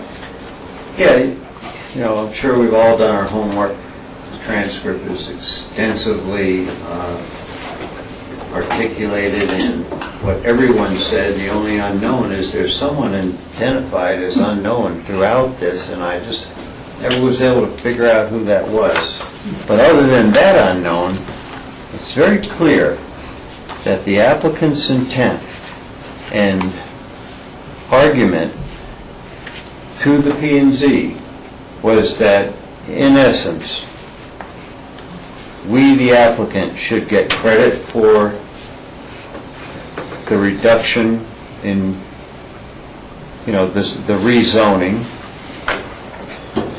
from at one time 15,000 square feet to 1,000. Two, they questioned the intent of the commissioners, the Board of County Commissioners in 1995, as, oh, they didn't really mean this. Well, really, it's very fair to question that.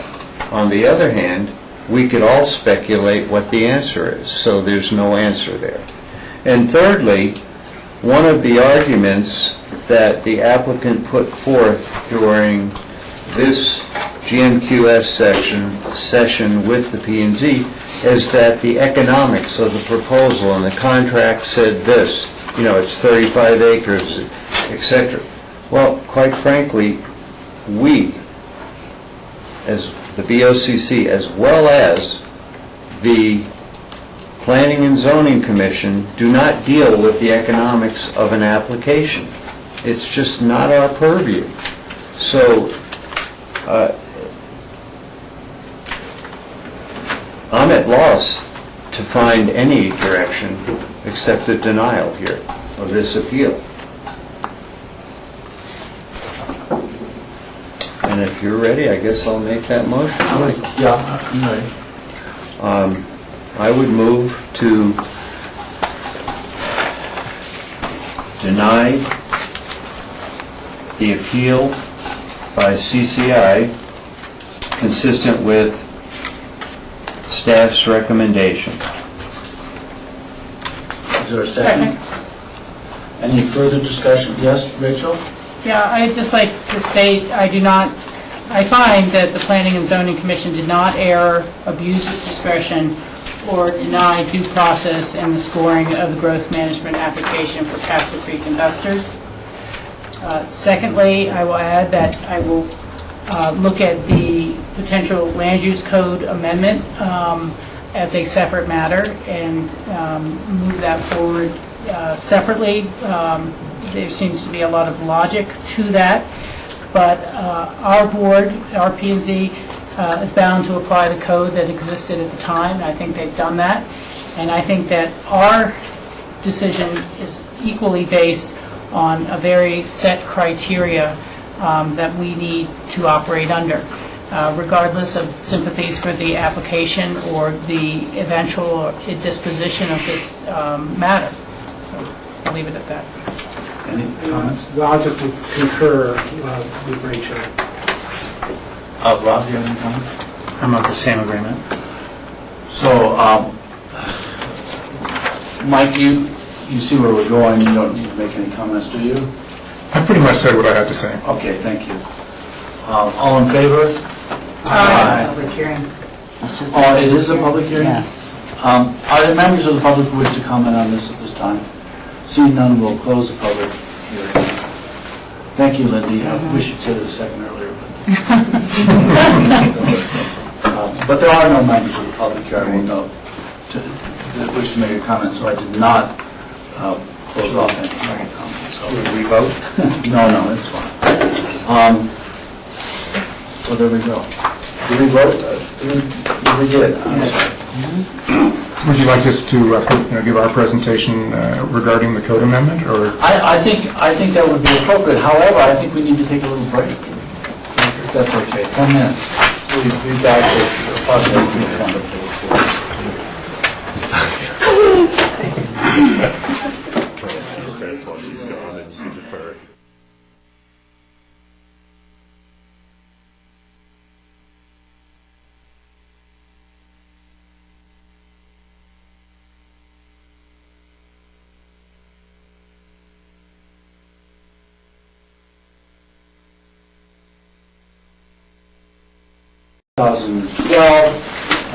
We're at about 3:25, and we have in front of us the Council of Investors, a land use code amendment first reading. Suzanne, do you want to introduce this subject for us? Well, I think you had a bit of an introduction already, but I will still address this item specifically. It's essentially for the public, because I understand. just skip over the last conversation. So the request before you is to amend Section 6-50-20C4 of the Land Use Code, which is the reduction of visible mass category in the residential growth management scoring system, to award the maximum score of 6 points for new lots and parcels in the rural remote zone district in that category. The Planning Commission did review and recommend approval of the code amendment by a vote of 4-0. So just to give you a little background, again, we talked a little bit in the last conversation, the reduction of visible mass category in growth management allows for a maximum score of 6 points. Those points are based on an opportunity to reduce your allowable floor area, reduce your total height, and to put a certain percentage of your development subgrade with the remainder above grade. And there's specific calculations, percentages. I won't get into those specifics, but it is in the code. In terms of if you reduce your floor area by a certain percent, you'll get 1 point. If you reduce it by more, you'll get 2 points. And then there are multipliers attached to each one. So again, for those 3 areas within that category, each one has a potential for 2 points, for a total of 6. So the issue here is the application of that scoring criteria for new lots and parcels in the rural remote zone district. And the applicant's argument, is that it's essentially impossible for an applicant seeking development right for a newly created lot to achieve a minimum threshold when they're in the rural remote zone district if they do not further reduce their floor area, height, and above grade development. And essentially the discussion is about whether those limitations in rural remote are appropriate as they stand today, or if it's appropriate through growth management to try and achieve a further reduction in floor area and height, or totally the visible mass of. So the applicant has asserted that imposing even more severe building restrictions in order to qualify for a growth management allotment goes too far in limiting the rights in the rural remote zone district. Staff has agreed with the applicant that it is appropriate to allow a difference for rural remote lots in this scoring criteria. It's our position that the limitations on maximum floor area and building height in rural remote have been effective in minimizing environmental impacts and preserving the backcountry character, and that it is not necessary to try to obtain further limitations on visible mass through the growth management competition. And I think that one of Cindy's favorite lines, Cindy Hubin's favorite line is zone it like you mean it.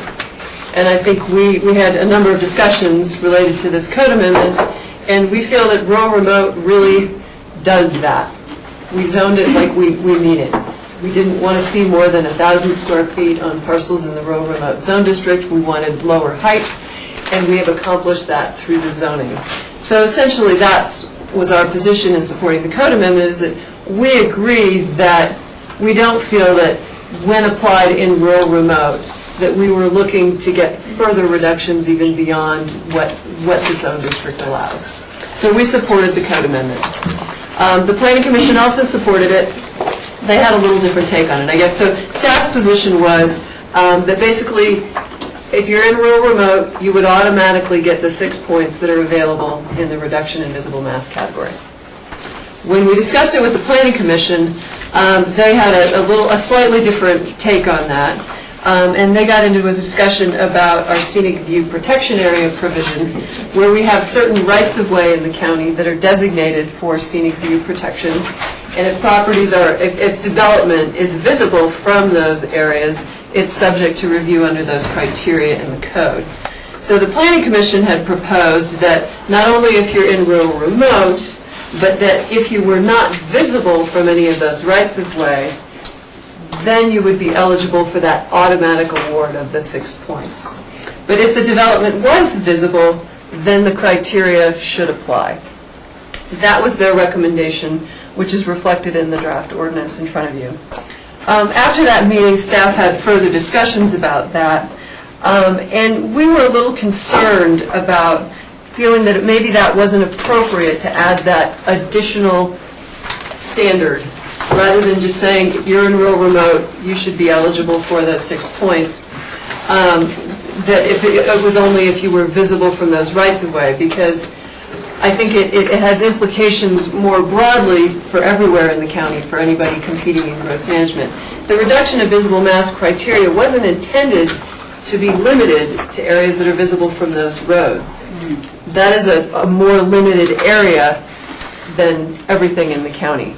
Midnight Mine Road and Little Annie Road are not designated roads, whether or not something is visible from those or not. But so all we'd be talking about in that area is Castle Creek Road. But again, so I guess our concern was that we wanted to keep the scoring category broader as it is applied throughout the county to visible mass, as opposed to limiting it to, well, are you visible or not from these designated roads? And if not, then other people are going to come in and argue the same thing as, well, if you're allowing them in rural remote if they're not visible, I'm in a different zone district, but I'm not visible from whatever road it may be, you should cut me loose too. So we were concerned about opening up that argument for people in other portions of the county. So that's why we essentially backed off from the Planning Commission's recommendation. And so there are two separate recommendations, I guess, in front of you. One is the P&Z's recommendation, and the other would be staff, basically going back to what we had recommended originally, which is just the form of, if you're in rural remote, you automatically get those 6 points, not complicated by are you visible from those rights-of-way or not.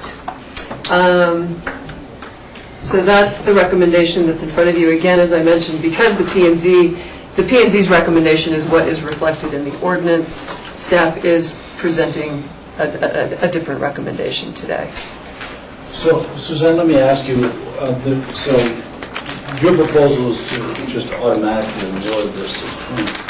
Why wouldn't you just change the criteria for GMQS for rural remote and not have that 6 points at all in that scoring?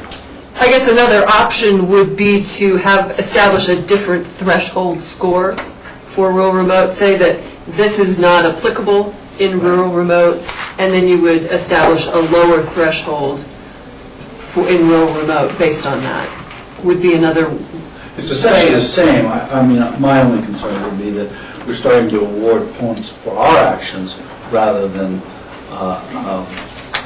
actions of. And I think that there are other criteria that are similar. There is with the wildlife scoring criteria, where it basically says if you have no wildlife habitat on your property, you automatically are awarded the maximum number of points. So there is a precedent to that. So I guess we aligned with that in terms of what we supported.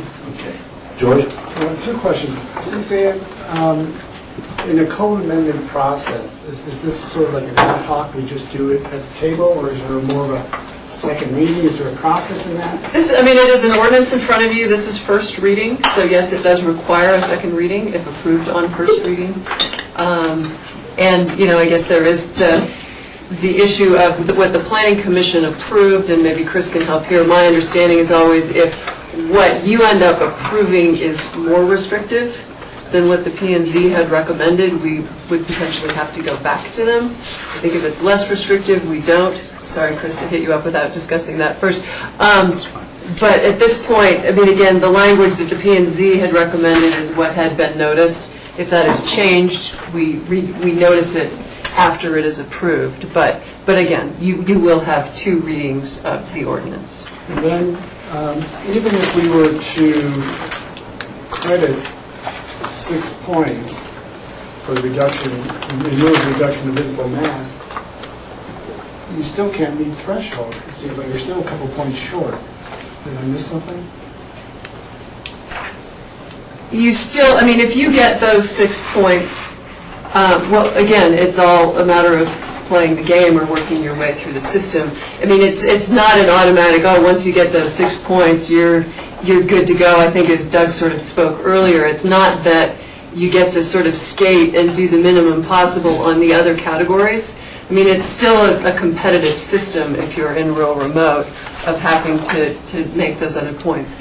I don't know, does that address your question? Well, I thought that in our last conversation, that even if the applicant had received those 6 points, that they still would not have made threshold, given all the maximum points that were... They had not achieved maximum points in all of those categories. So Doug's presentation before was more of the, if you were to get all of the maximum points, where would that stand?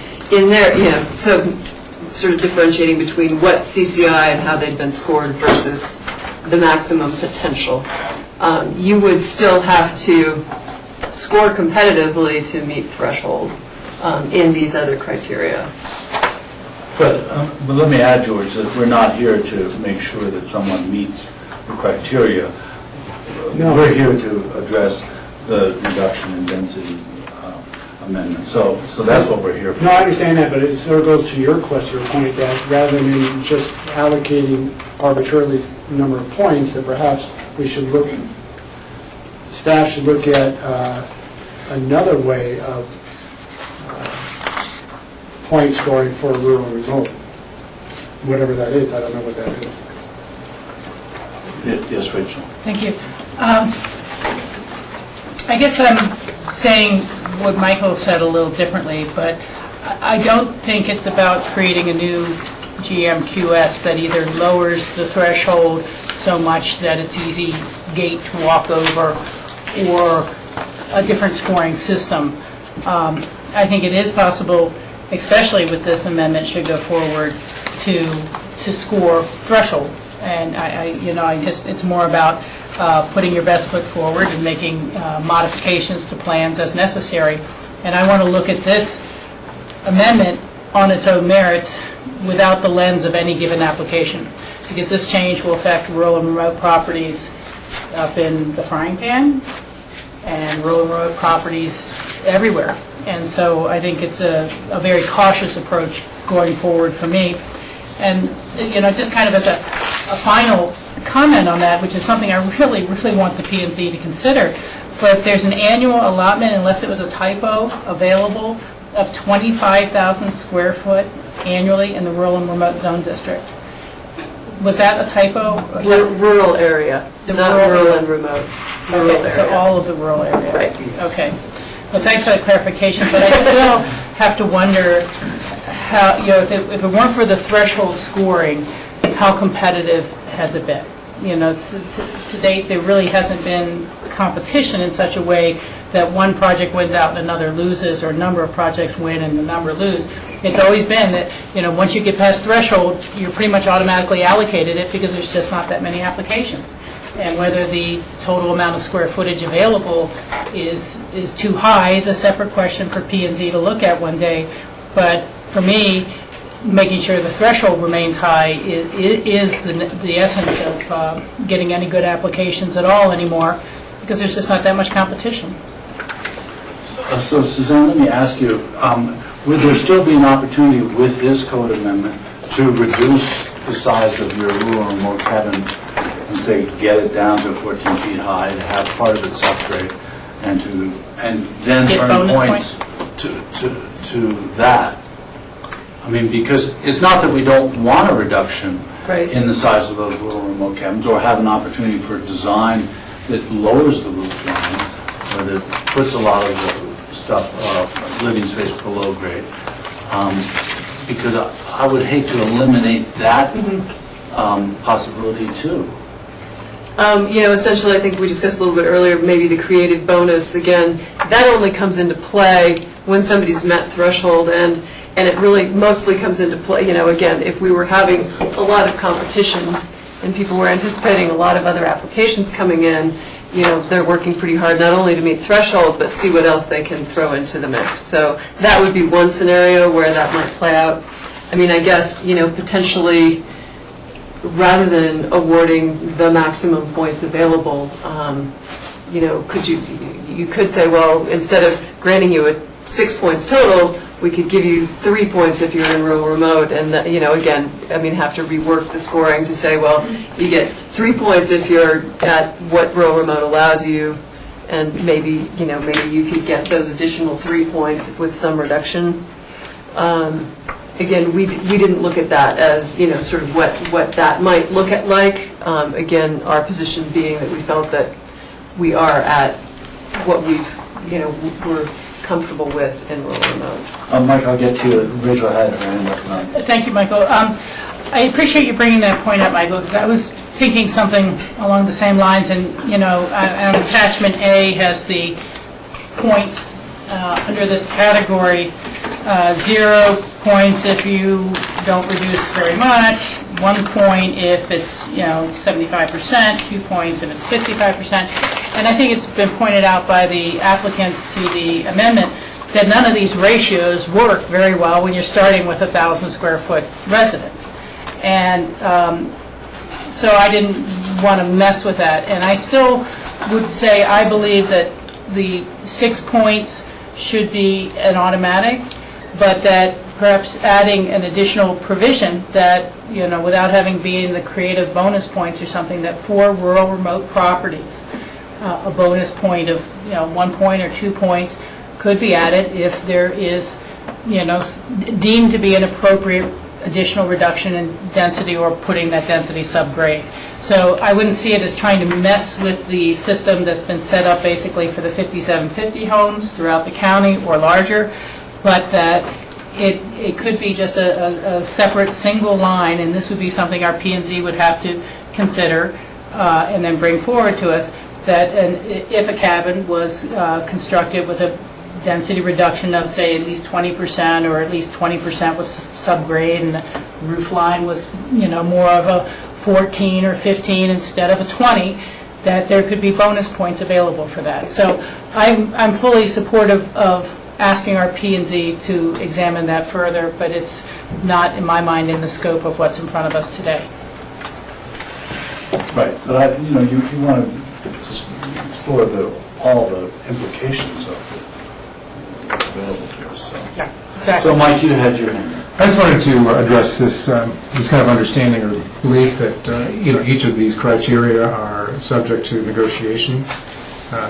In reality, these parcels, or this parcel that we were talking about earlier, which obviously is not what we're talking about now, but that one as an example, has certain intrinsic characteristics that cause it to score in a particular way. And so we really need, for circumstances like that one, those 6 points to make it possible for these lots in the backcountry to receive a development right. And I was suggesting you get the 6 points, but if there was a reduction of some nature, possibly you could square extra points. Suzanne had a slightly different take on it, but I understand your concern. So, Suzanne, have you finished with your? Yes. Just one question. So what you're proposing for us in attachment A is to remove the "and is visible" from the right-of-way designated in section 720, whatever. The cleanest way to look at it is, right, go back actually to page 2 of my memo, where we said staff proposed the following alternative language, which was an alternative to what the applicant had proposed. I think you just look at that as the language that would replace what the Planning Commission has recommended. Thank you. Yes, Jeff. So, we've begun this discussion finding speculating about what would happen if the applicant for a 1,000 square foot cabin followed the code direction, and as articulated under Table 6-6, point schedule for reduction of visible mass. And I think we can understand where the applicant for this code amendment is coming from. But no one's brought up the fact that this has been done before and it's worked. Over in Woody Creek, the Chaparral property had several cabins, I believe it's Chaparral, that had to go through this process. They built their cabins, they reduced by some amount, put some subgrade space, and they have their cabins. So let's not forget that this has worked. And that really what I infer from what the applicant is saying, and they're going to, of course, give their presentation, is that they almost feel that they should have a use by right for that 1,000 feet. That's what's amounting. You know, yeah, they want to go, they'll go through the process, but they're X amount of points lower, and they want to challenge this point, and they want 6 free points. You know, it's worked before, so let's just not lose sight of that. Jack, let me say that in the case of Chaparral, the Chaparral subdivision was formed through a litigation process and negotiation, and so they did not apply through rural and remote on those cabins. That was a result of negotiation. It was not the result. Sorry if I can clarify that. There were certain cabins approved originally through the settlement agreement. Then they were allowed to come back through for 3 additional cabins. Those were required to compete in growth management. So the initial ones were not. The additional 3 were, and as Jack said, those in that case, they did, in order to achieve threshold, agree in the end to reduce their floor area, the height, and put some of that square footage below grade. But none of those cabins have been built. None of those cabins have been built. Correct. Yeah, and isn't it, I mean, I was not at the table at the time of Chaparral, but isn't it also true that the Chaparral cabins are kind of use cabins by people with other residential homes within Chaparral, and they are not actually intended to be year-round single-family homes or single-family residences for one party? They're not deeded off separately? There's a lot of detail behind that. I think yes to some degree, but they can also, some of them can be sold to other individuals. Yeah, they are remote cabins, so. Once they've been offered to residents at the Chaparral first. But all I'm trying to say, rather than get into the particulars of Chaparral, is that it was slightly a different process, and it's not a straight rural remote process, Jack. That's all I was going to say. But I think you need to... But they did reduce the size, yeah, absolutely. Yeah, that the only thing I'm talking about is the 3 cabins, not the settlement. So, thank you. Yes, Doug. I guess when Suzanne said we zoned it like we mean it, if you don't want to see 1,000 square foot cabins in the rural and remote area on newly created 35-acre lots, zone it like you mean it. If you really only want 500 square foot cabins, I guess what I'm saying is there's not a way to get an approval for 1,000 square feet on 35 acres in the rural and remote zone district on a newly created lot. So if that's too big, if 20 feet high is too intense, if 1,000 square feet is too intense, then what is the right number? I think it was zoned like it was meant, and that staff's recommendation to get the scoring of 6 points because it meets the criteria for a reduction in mass already, because of the reduced height, because of the reduced floor area. I mean, we really believe that we're meeting the growth management criteria that was established for reduction in mass with a 1,000 square foot cabin on a newly created 35-acre lot. And if nobody is going to be able to do that because of the scoring and growth management, then what is acceptable? should it be changed? I mean, I'm not advocating for a change, but I believe it was zoned like it was meant to be zoned, and that there should be an opportunity to meet minimum threshold with a 1,000 square foot cabin, and right now there's not. Well, but let's clarify that. You are supporting this code amendment? Absolutely. Okay, that's fine. Any further questions for Suzanne? Yes, Jack. I just let Doug speak, but they haven't really made their presentation. Okay, then I should reserve my time. So Suzanne's finished. We're finished with questions for staff. Did the applicant or the proposer of this amendment wish to speak? I guess you've received the matrix. This is really, again, based on a newly created 35-acre lot with a 1,000 square foot cabin. This is the potential to score in the current growth management system. We support staff's recommendation for the zone text amendment and believe that we have that the code essentially can acknowledge that the reduction in mass has been met with a 1,000 square foot cabin on newly created 35-acre lots. The question came up, Doug, of extra points should you seek to reduce even further. Right. Would you support that? You know, I actually thought Suzanne's approach of creative bonus, I think if for some reason in the future, whether it's because of this text amendment, there is more competition, I think having an opportunity for a creative bonus, because you can now meet threshold if you work hard at it, but to use the creative bonus category and recognize that that would be a good way to achieve some creative bonus points to reduce the mass, the reduction in visible mass below the criteria in this to get creative bonus points beyond threshold. I think that would be a great opportunity for applicants who want to be more competitive in the system if there's more competition in the future. So I think there were two ways of looking at that. One was put it in the creative bonus section where you only get points if you meet threshold. Right. And then I think what I heard Rachel say was the potential of a new category, which is like a creative bonus category if you don't meet threshold to meet threshold.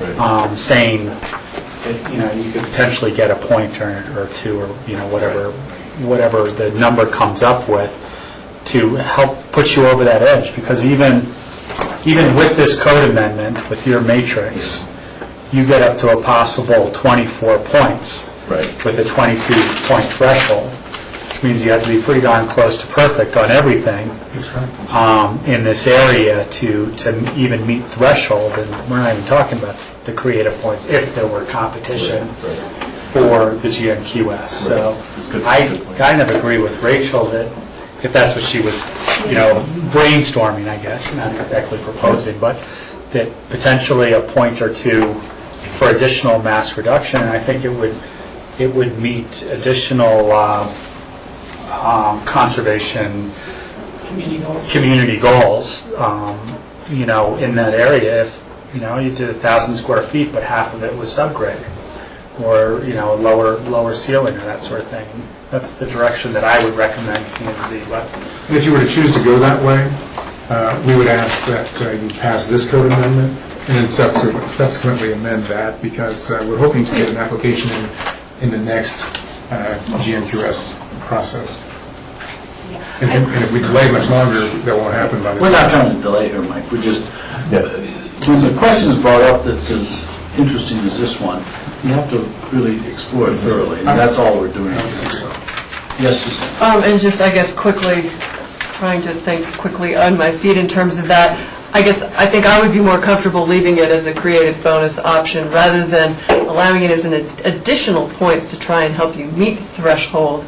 I mean, then essentially you're not only giving them 6 points just because, I'm not sure at that point at what point we're affecting, giving them the 6 points. I feel like we're still, having a competitive process for someone in rural remote.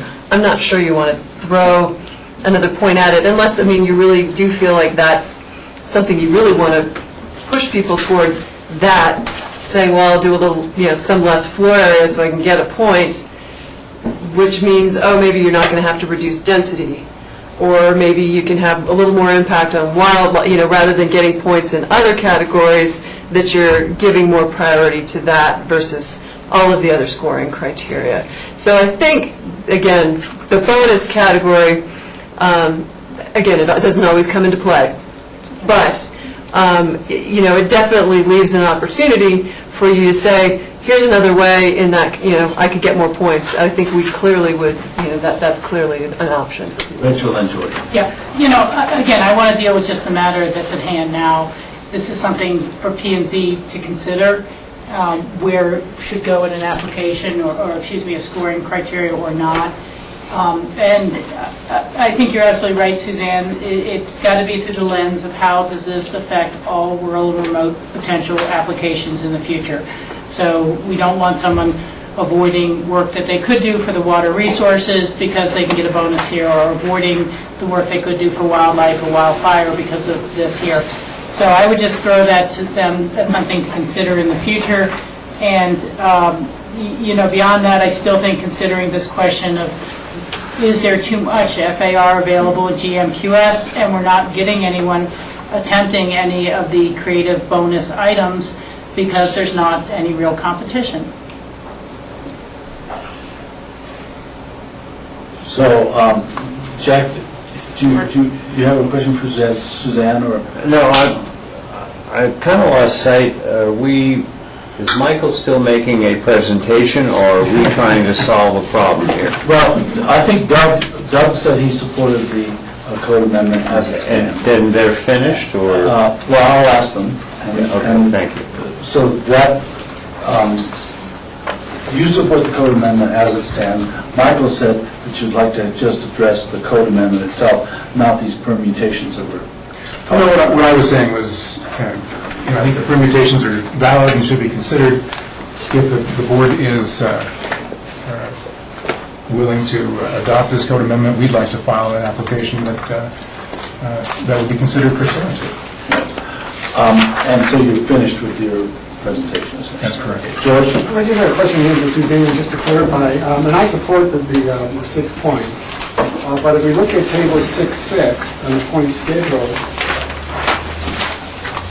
that would be a guideline for a creative bonus, because now we've already taken into account the 6 points. I'm a little confused. Or would this still take into effect as an additional incentive for points on top of the 6?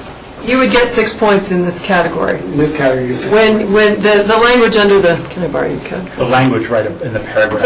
Well, the language in the creative bonus, which actually then doesn't show up here, basically allows bonus points may be awarded to an applicant who proposes creative approaches that are consistent with the purpose intent of the scoring criterias and go beyond the standards established in each of the respective categories. So in this case, you'd say, well, the scoring, I got my 6 points because I'm rural and remote, but I'm willing to offer something beyond that.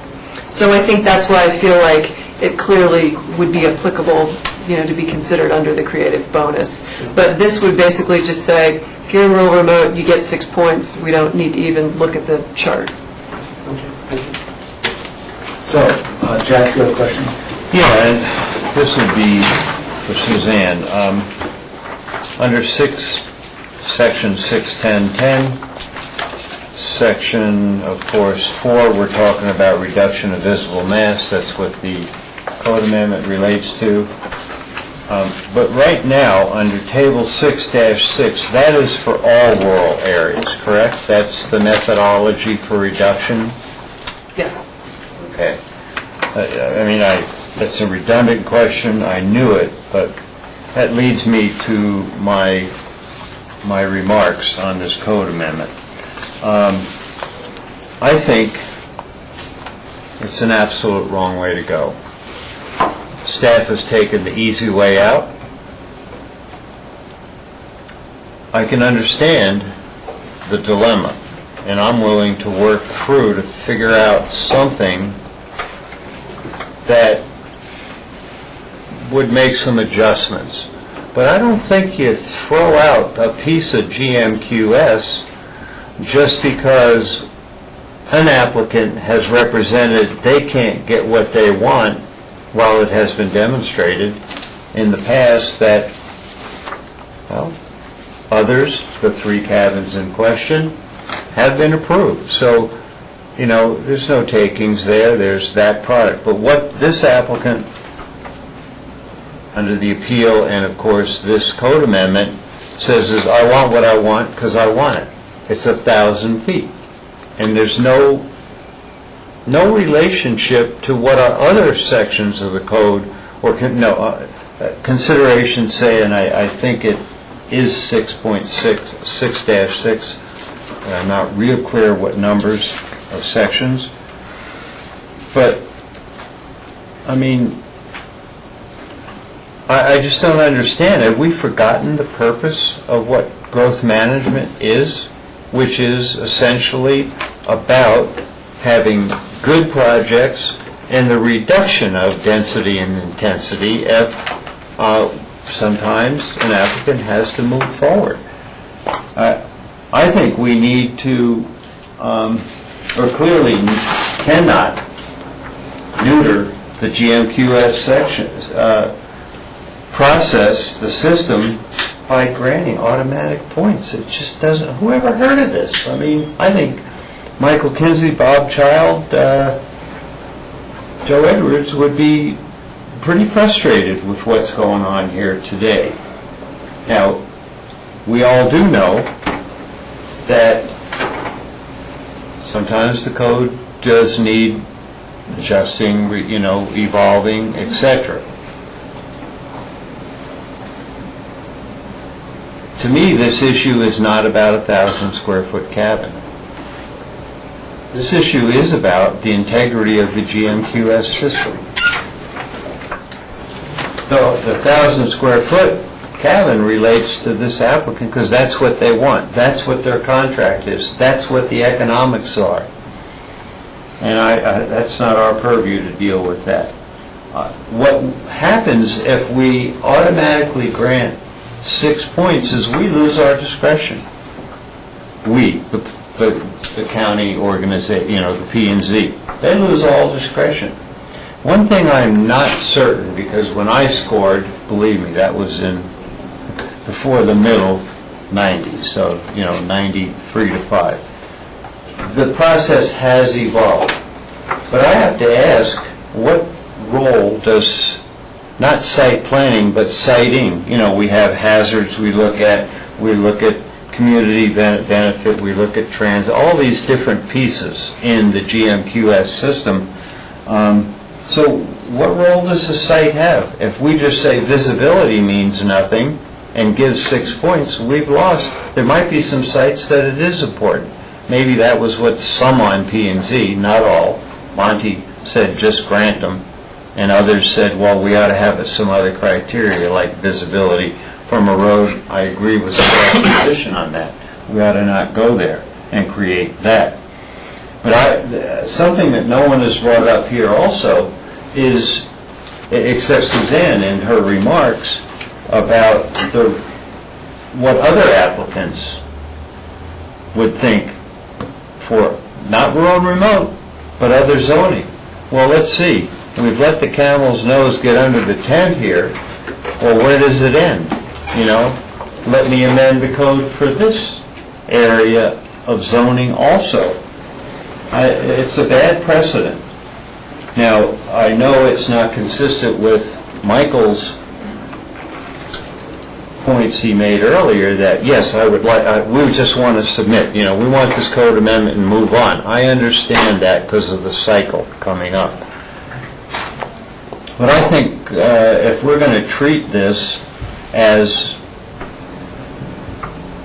an imperfect part of the GMQS section of the code, well, I think we ought to find a real solution instead of just rubber stamping 6 points. I'm just shocked that staff came up with that.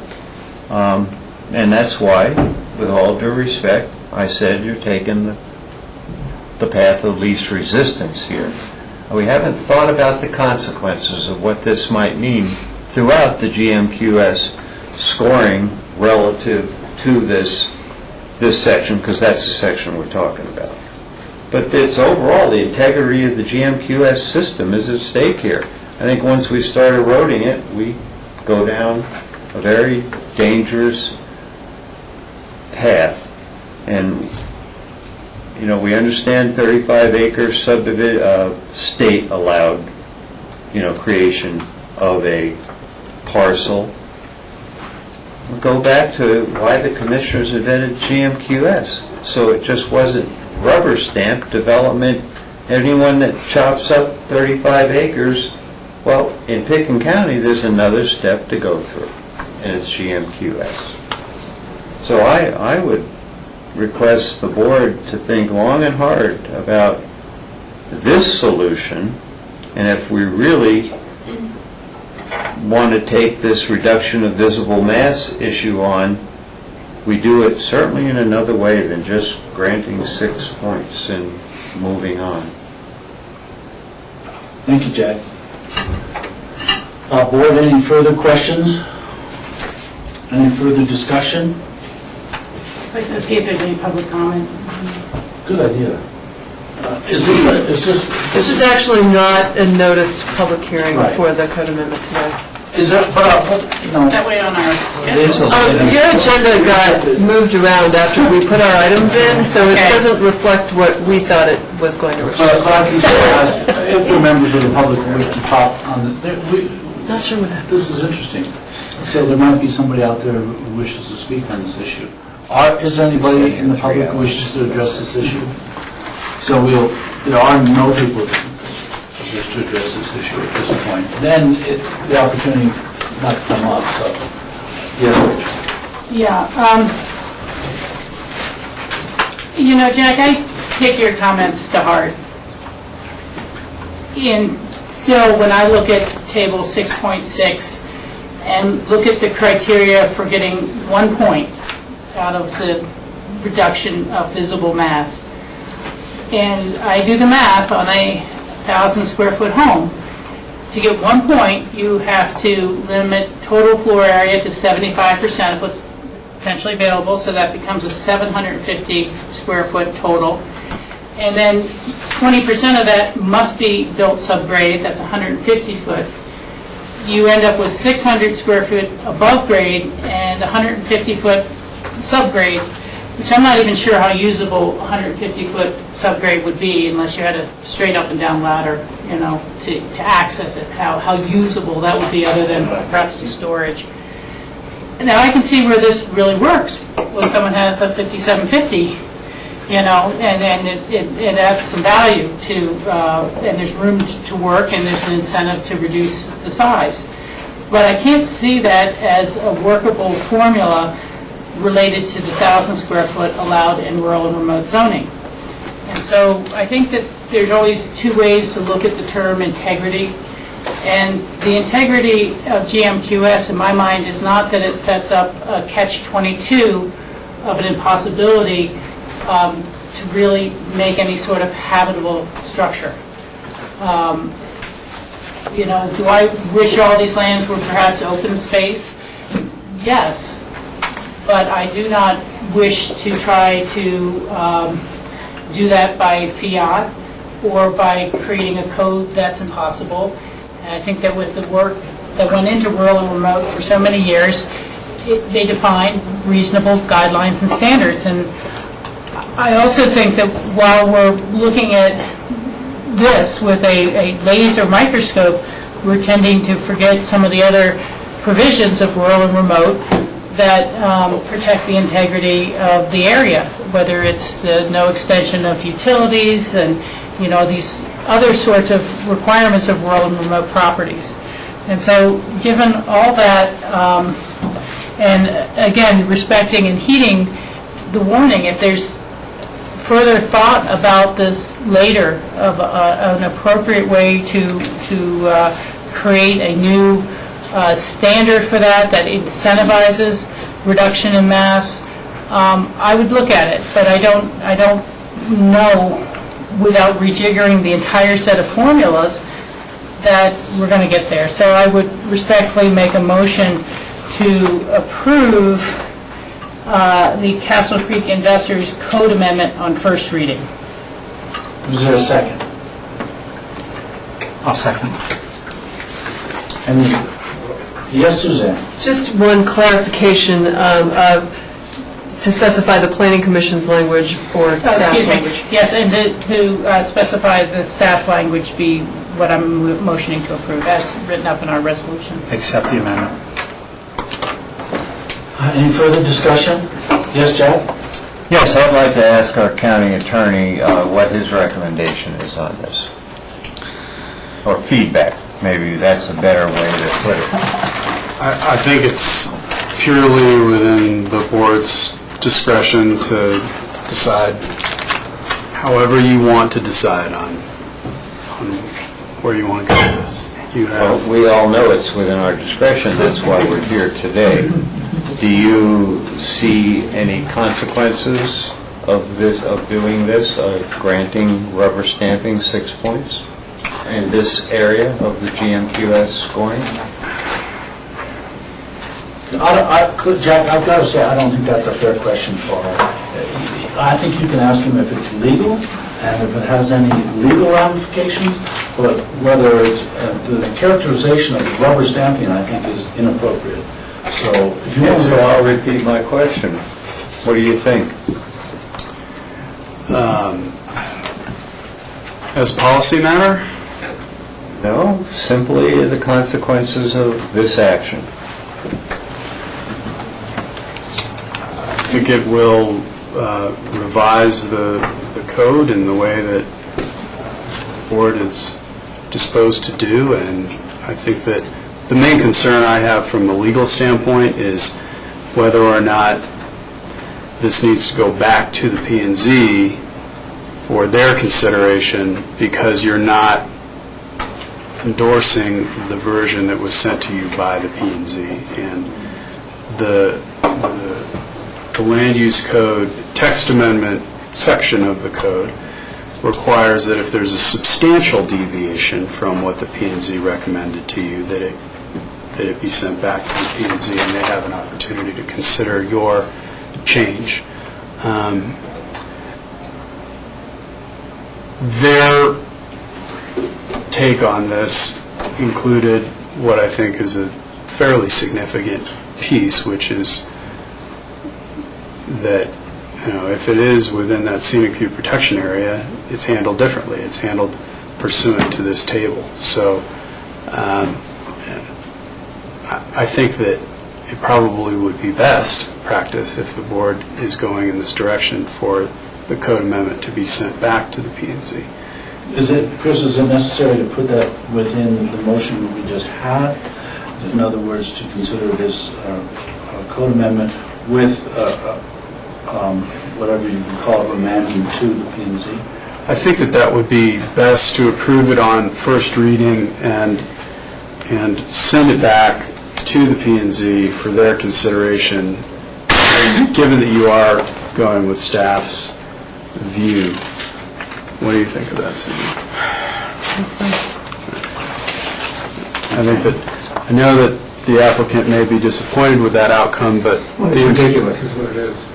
Michael, don't make characterizations like that. Okay. I can understand that you're concerned about it. I'm frustrated. But please don't characterize what we do here as ridiculous. No, or the advice of our attorney as ridiculous, please. Actually, I think, Lance can clarify, I think the P&Z does have a meeting next week. Is that correct, Lance? We may be able to, at this point, we were anticipating second reading at your next meeting, which is the 8th of August. If we may be able to put that in front of the P&Z before that and move forward. So I don't know that it would affect where we are. Well, given that we've just had some essentially legal advice from our attorney, I think it's worthwhile for us to take that seriously. Rachel? No, I'm okay moving forward with the motion. Process-wise, if it needs to be looked at by our P&Z again, it needs to be looked by our P&Z again. But Chris said that it might be worthwhile to change that motion to the direction to send it back to P&Z. Oh, I didn't catch that. I thought you just said it. That's right. Okay. And to refer to P&Z because it may be substantial change from their recommendation to ours. That's right. I would amend my motion to include that language. Rob, she's amended the motion. And I will adopt that motion, and I will accept that amendment to the motion Can I make a comment? Yes, certainly. I agree with the advice of the attorney. I do think it's at least significant enough to send back, but I am also sensitive to the applicant here. Our 22nd of August meeting has been canceled due to the bike race, and we have an 8th meeting. If this requires a first and second meeting, I would commit to having a special meeting at a special date to have this get on the books before September 1st, when their application is going to be due for new GMQS. And if there's a way that we could possibly do that, I would do it. I would just suggest for now, you set it for second reading on the 8th, and like I said, hopefully we would be able to get it to the P&Z before then and move forward. So, but Rob, that really is a question addressed to all. But so that would be, if that did not happen by the 8th. Meetings and stuff, I don't know. So the motion has been amended, and the seconder agreed with that amendment, and Rob suggested that we act expeditiously in the matter of this particular code amendment. So, we would agree to that, I think. So, but we're not going to change the process right now. So there's been a motion and a second. We've had discussion. Any further discussion? All in favor? Aye. Opposed? Opposed. Thank you. Thank you very much. There we go. And I appreciate your consideration in expediting the handed practice application.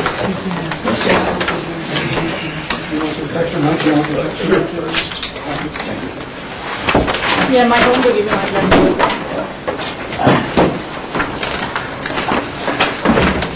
Maybe you can use parts of this. Thank you. Although I did enjoy reading part of that letter. So the next item is the Anthony Brown constrained site.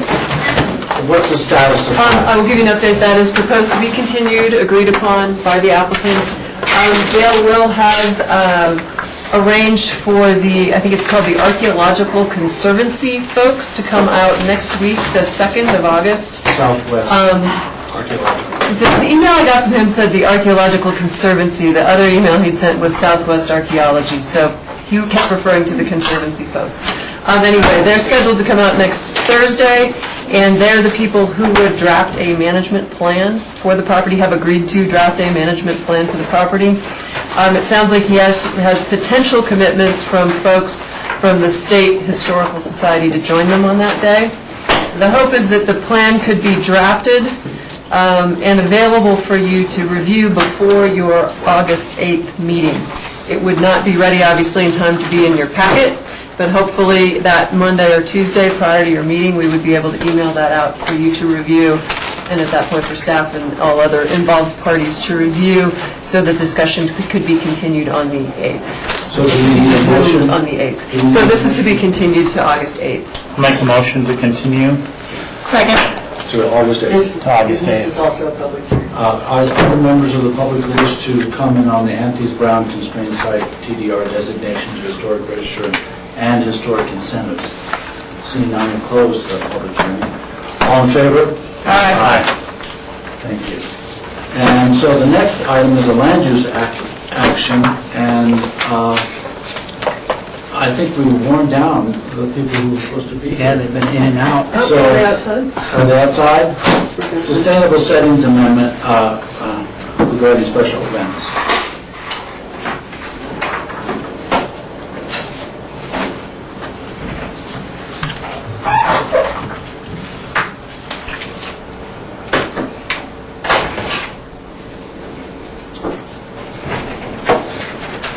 No? Okay, well, we'll give them a break because I've had the urge to leave too during this. So we'll give them a 10-minute, we'll just take a 10-minute break and somebody sent out some signals to does anybody know his? Don't have it. Does he have a cell phone? Do we know? I don't He's got an email here, but I don't know if he picks it up on his smartphone. So a 10-minute break, and Hopefully we can round it up. because if we get into open discussion, he'll have to leave again, and because we're going to have a healthy, open discussion. And I'll have to leave too. 10 minutes. Somebody find Brooke Levan. For July 25th, 2012. It's about 4:25. The next item is Sustainable Settings Amendment regarding special events. It's a land use action. And unfortunately, the applicant is not here, and we can't find or contact the applicant. So I would ask the board for suggestions. Yes, Jeff? I would like to, I think there's a sense that, they're going to put on a special event, et cetera, so unless there is a legal problem, I think we can address this issue before us. So, yes, George? I would, in light of the applicant not being here, I would just suggest a continuation. Yes, Rachel? I would suggest that we go forward with our open discussion, and if the applicant comes back while we're still in session, we could discuss this item, and then if they're, or Lance can handle it if Suzanne's gone. Well, Lance also has to leave. There's a constraint on our manpower from the community development. I guess I'm just saying that if we're still able to deal with it at the end of the evening, we do, and if not, then we table or move it forward to the next meeting. But let's not make that decision now. Well, the decision then would be just to delay until after we have open discussion. Correct. And at which point we may or may not be able to address it, given that we won't have community development here. So if our discussion is less than 10 minutes, then maybe we could address it. But so so that's what we're going to do. We can continue searching for the applicant, and we'll address it if that's okay with you, Rob. Is that okay with you? Yeah, and I would go further and say, if the applicant doesn't show up, the applicant's going to give testimony in favor of this, but if we're all in favor of it with our presentation from our staff, we could still vote in favor of this. Yeah, that is a possibility, but from my own point of view, I need the applicant. The process is, I don't want to approve it in absentia, essentially, so I need the applicant here, so. Yes, Chris? No, I'm making signals to Chris. I'm not getting George's sign language. Just to notify, we could have Phyllis or John come down since we're going into open discussion. Oh. Okay. There we go. So we're going to just delay this, and there's John Peacock. You got your signal. He saw it.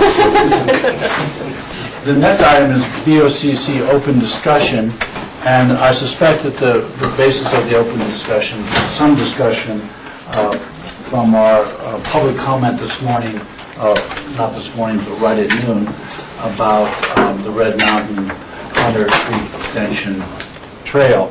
So we'll begin open discussion with that in mind. Yes, George? Since I brought that forward, given the comments not only that we've heard today, but I've received, and perhaps the rest of the board has received, several different emails and phone conversations, specifically from Red Mountain residents, I think that perhaps we should take a step backwards, and I would even suggest that the board do a site visit to have a better sense in terms of these safety issues.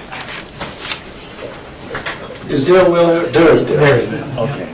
So Dale, we've gone into open discussion, and primarily based on the comments that we had at noon today, George suggested we bring it into open discussion at noontime. So, and his first suggestion now is that he used the word back up, but that maybe we begin that process by a site visit by the commissioners to the area in question. So I just wanted to fill you in. I don't need a response. I just wanted to fill you in. So commissioners, what do you think of that idea? Yes, Rob? I'm in general agreement with that, but I'm curious where we are exactly at the process right now, what the timing frame is, if we could maybe get a little synopsis of what it means to put it on hold and do this. And I think for safety, it's the right reason to do it, but I also want, Have contracts been let? yeah, I want. So Dale, can you answer that question? Well, I think what I'll do is defer to Austin. As was indicated earlier, the City Parks Department has agreed to actually... Austin Weiss? Yes. City Parks has agreed to build this for us in-house, and Austin can answer the question of his timeframes. I have a general sense they're already beyond where they had hoped to be as far as getting something done before the snow starts flying on them. But you want to... Yeah, that's correct, Dale. And we're in the process of getting our earth moving permit from ComDev, and so we're tying up some loose ends there this week. Hopefully we'll have that before too long. And I would say our window of opportunity is getting smaller here as we inch through the summer. But we were certainly hoping to get started on the project right away, possibly next week if we have that earth moving permit in hand at the end of this week. Okay. Now, let me ask you, Austin, that permit comes from Picken County. Yes, that's correct. But since you're cheek and jowl with Picken County at that area, and you have experience in the structures that were proposed there, that's why you're going to do the project. Is that correct? Yes, yeah. So we've built pedestrian bridges and trails like this before. So Okay. We've got a construction crew that can do that. Okay. Rachel, and then George. Yeah, thank you.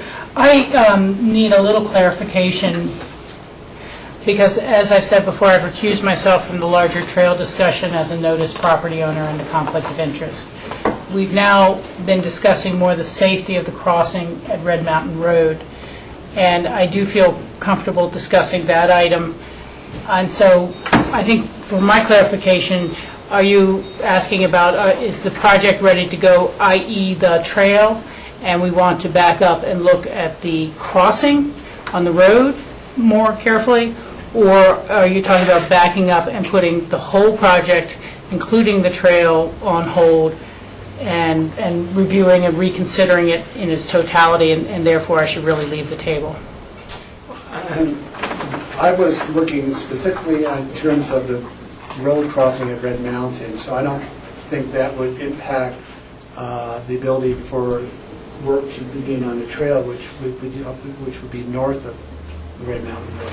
Yeah, and that was the other clarification I was, because that's frankly part of what I was thinking about during the public comments this meeting, is does it make sense for the trail work to proceed in a timely fashion, and perhaps it's a trail that's just not formally or officially opened until next spring or next summer if the road crossing itself can't be fully engineered, designed in a safe manner until then.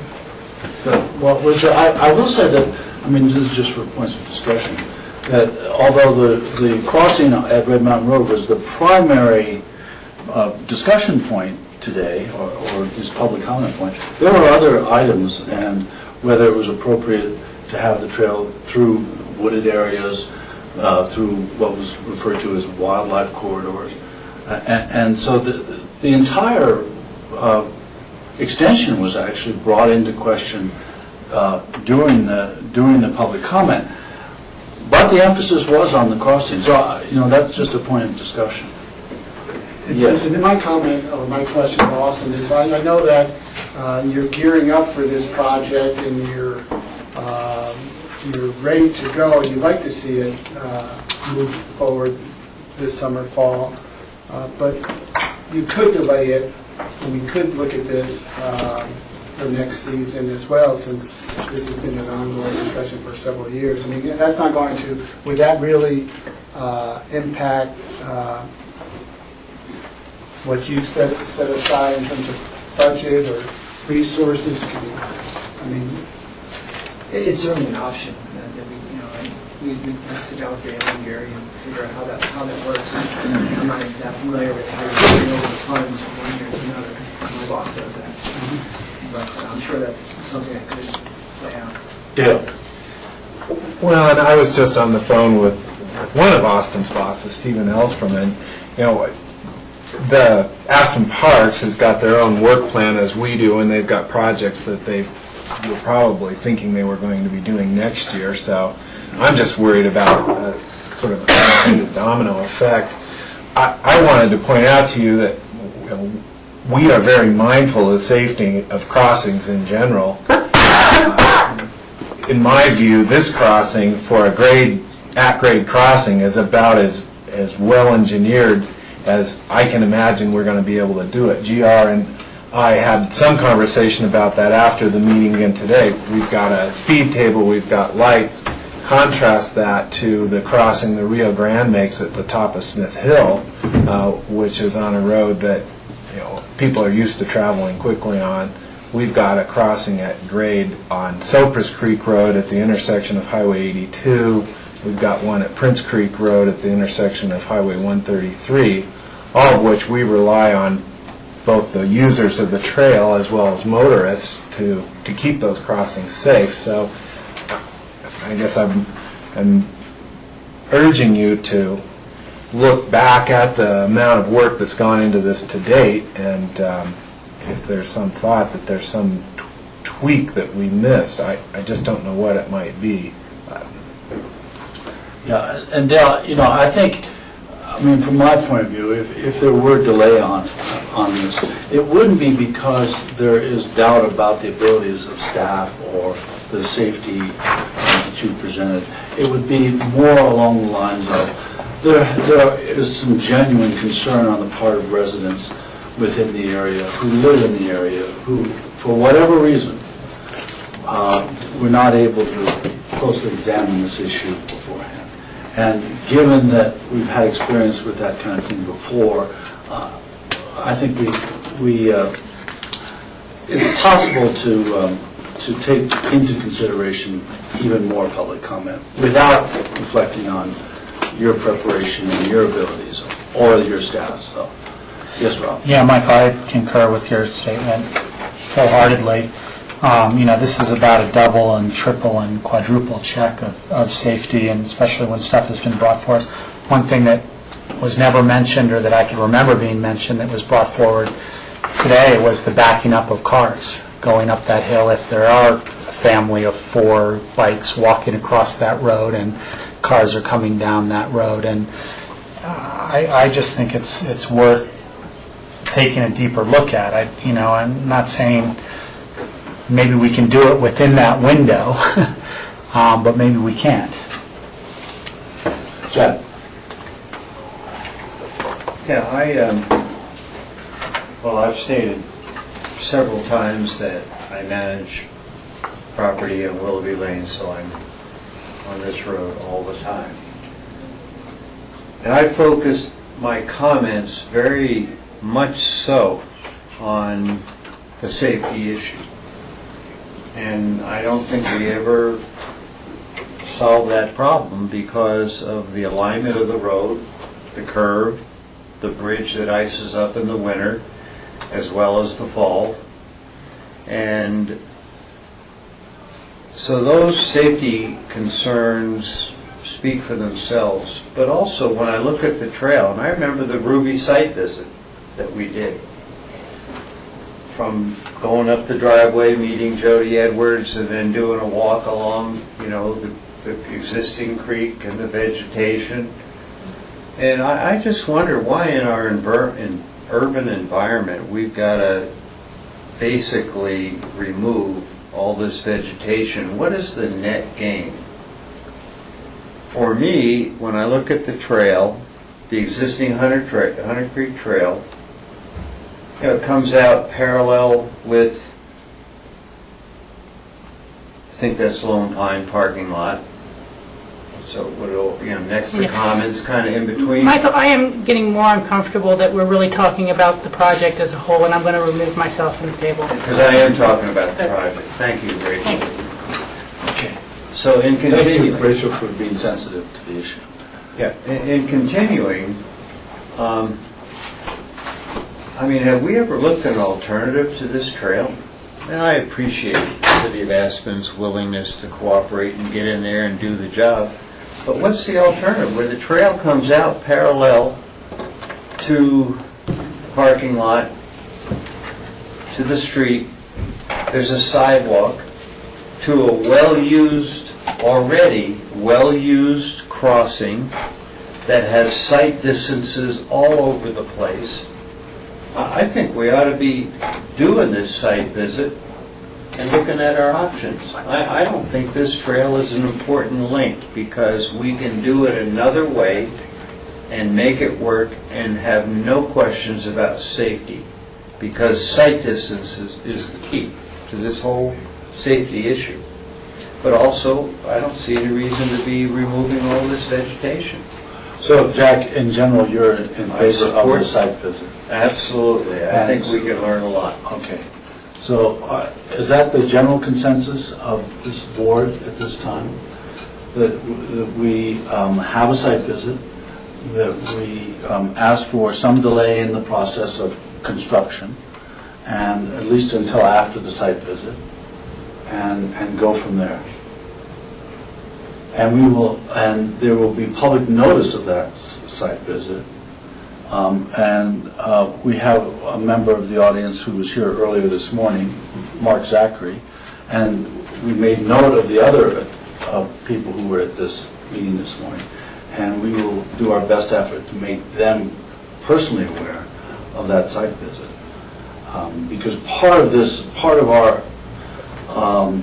process has been to notify as many people as we can that we are obligated to, and I think we went beyond our obligations, but we missed some people apparently, or they missed the notice. So I just want to make sure that this process is not going to repeat itself when the next group of people say they didn't get notice of this site visit. This is, in essence, a special process to allow the site visit, and is most likely going to be the last site visit. So I hope that's clear. And Mark, your group seems to be in communication with each other, so hopefully you can relay. If they don't watch this broadcast, you can relay that to them, or if the press doesn't carry it, you can relay that to them, or we will try to relay that to them. Yes, Mark? One of the hurdles is that the post office does not deliver mail to Red Mountain addresses. So perhaps the county tax assessor, based on address, could print the owner's mailing address. Well, we're going to do it. We're going to do it. All I'm suggesting here is that we will notice this meeting of the commissioners as a site visit in the way we normally do. Okay. We have your name and the names of other people attending this morning, and I just want to make a special effort to contact those people. And I'll make a special effort to contact everyone up the hill, so that we won't ever repeat it. Because we have done the proper public notification, and I'm sure of that, of every step. Now, whether or not that satisfies everybody is different from what we followed in terms of the law, the letter of the law. So I'm just... I appreciate you making an effort to do what's appropriate when you've already done what's legally required. Yes, so, and I think I'm speaking for the board in that I don't think I'm deviating at all from the board's sentence. So, do we need any more open discussion on this particular matter at this time? Okay, so Dale, John, if you can schedule a site visit, mindful that there is a short window for completion of this, we'll go from there, and you'll let us know. And yes? Well, I guess I would just add that the site visit may generate some further discussion, and since we're not actually have contracts with outside contractors coming in, so there's not that obligation there, that we may also potentially be looking at delaying this project. Yeah, and that's been sort of in the body of our discussion. Yeah. So it could be delayed. We'll just have to see if circumstances go forward. Okay. Can I make one?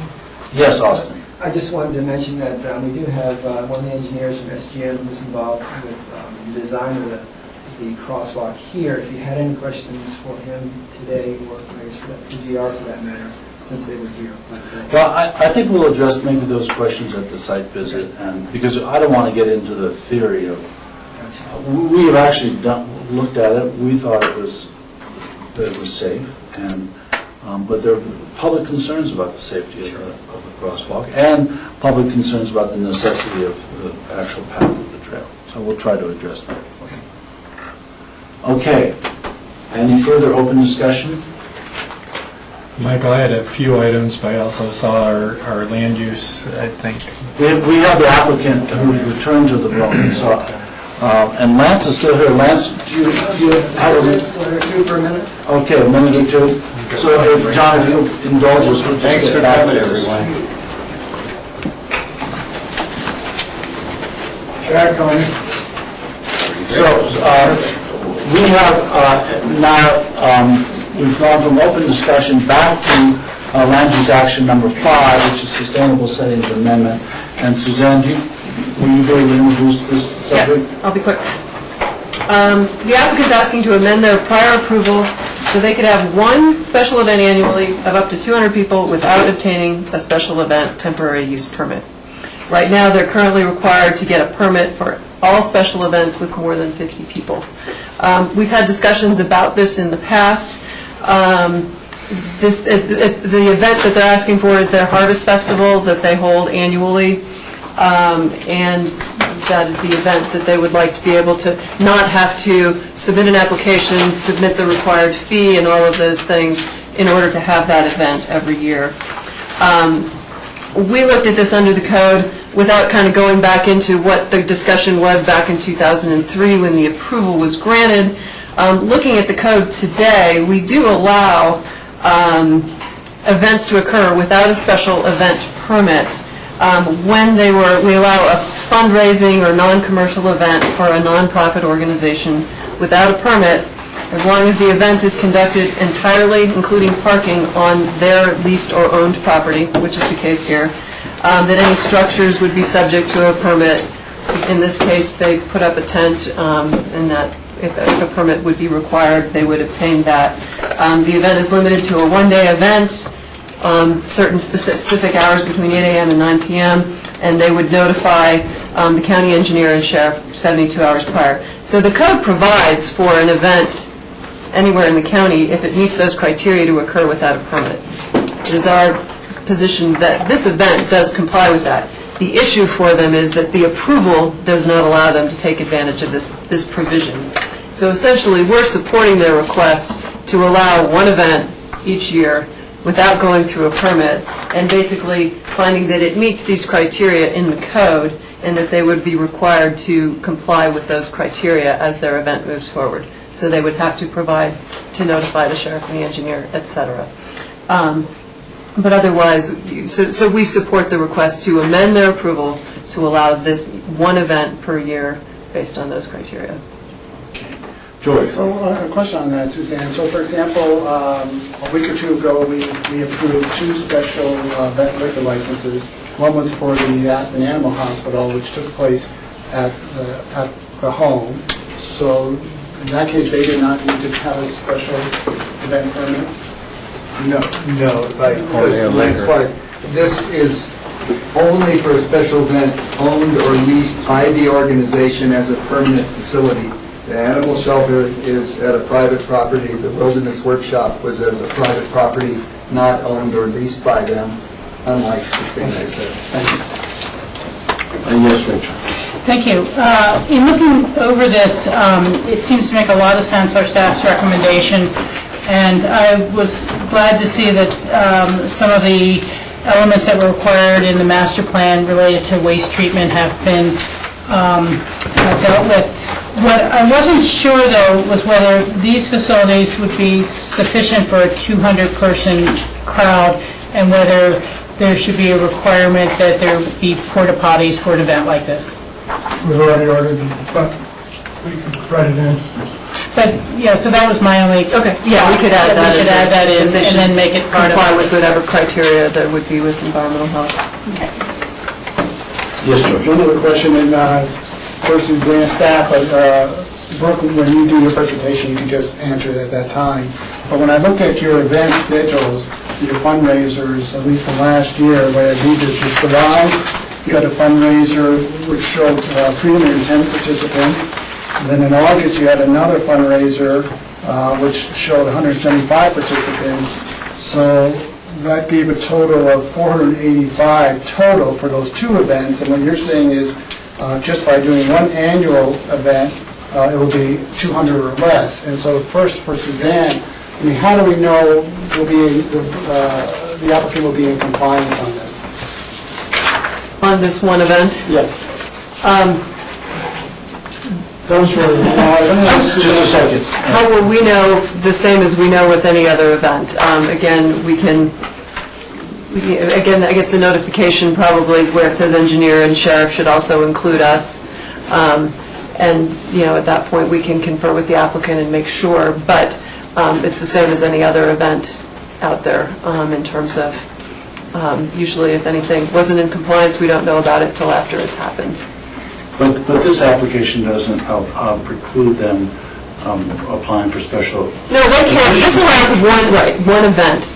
Beyond that, if they have others, they would come through the process for that. So this allows the one harvest festival.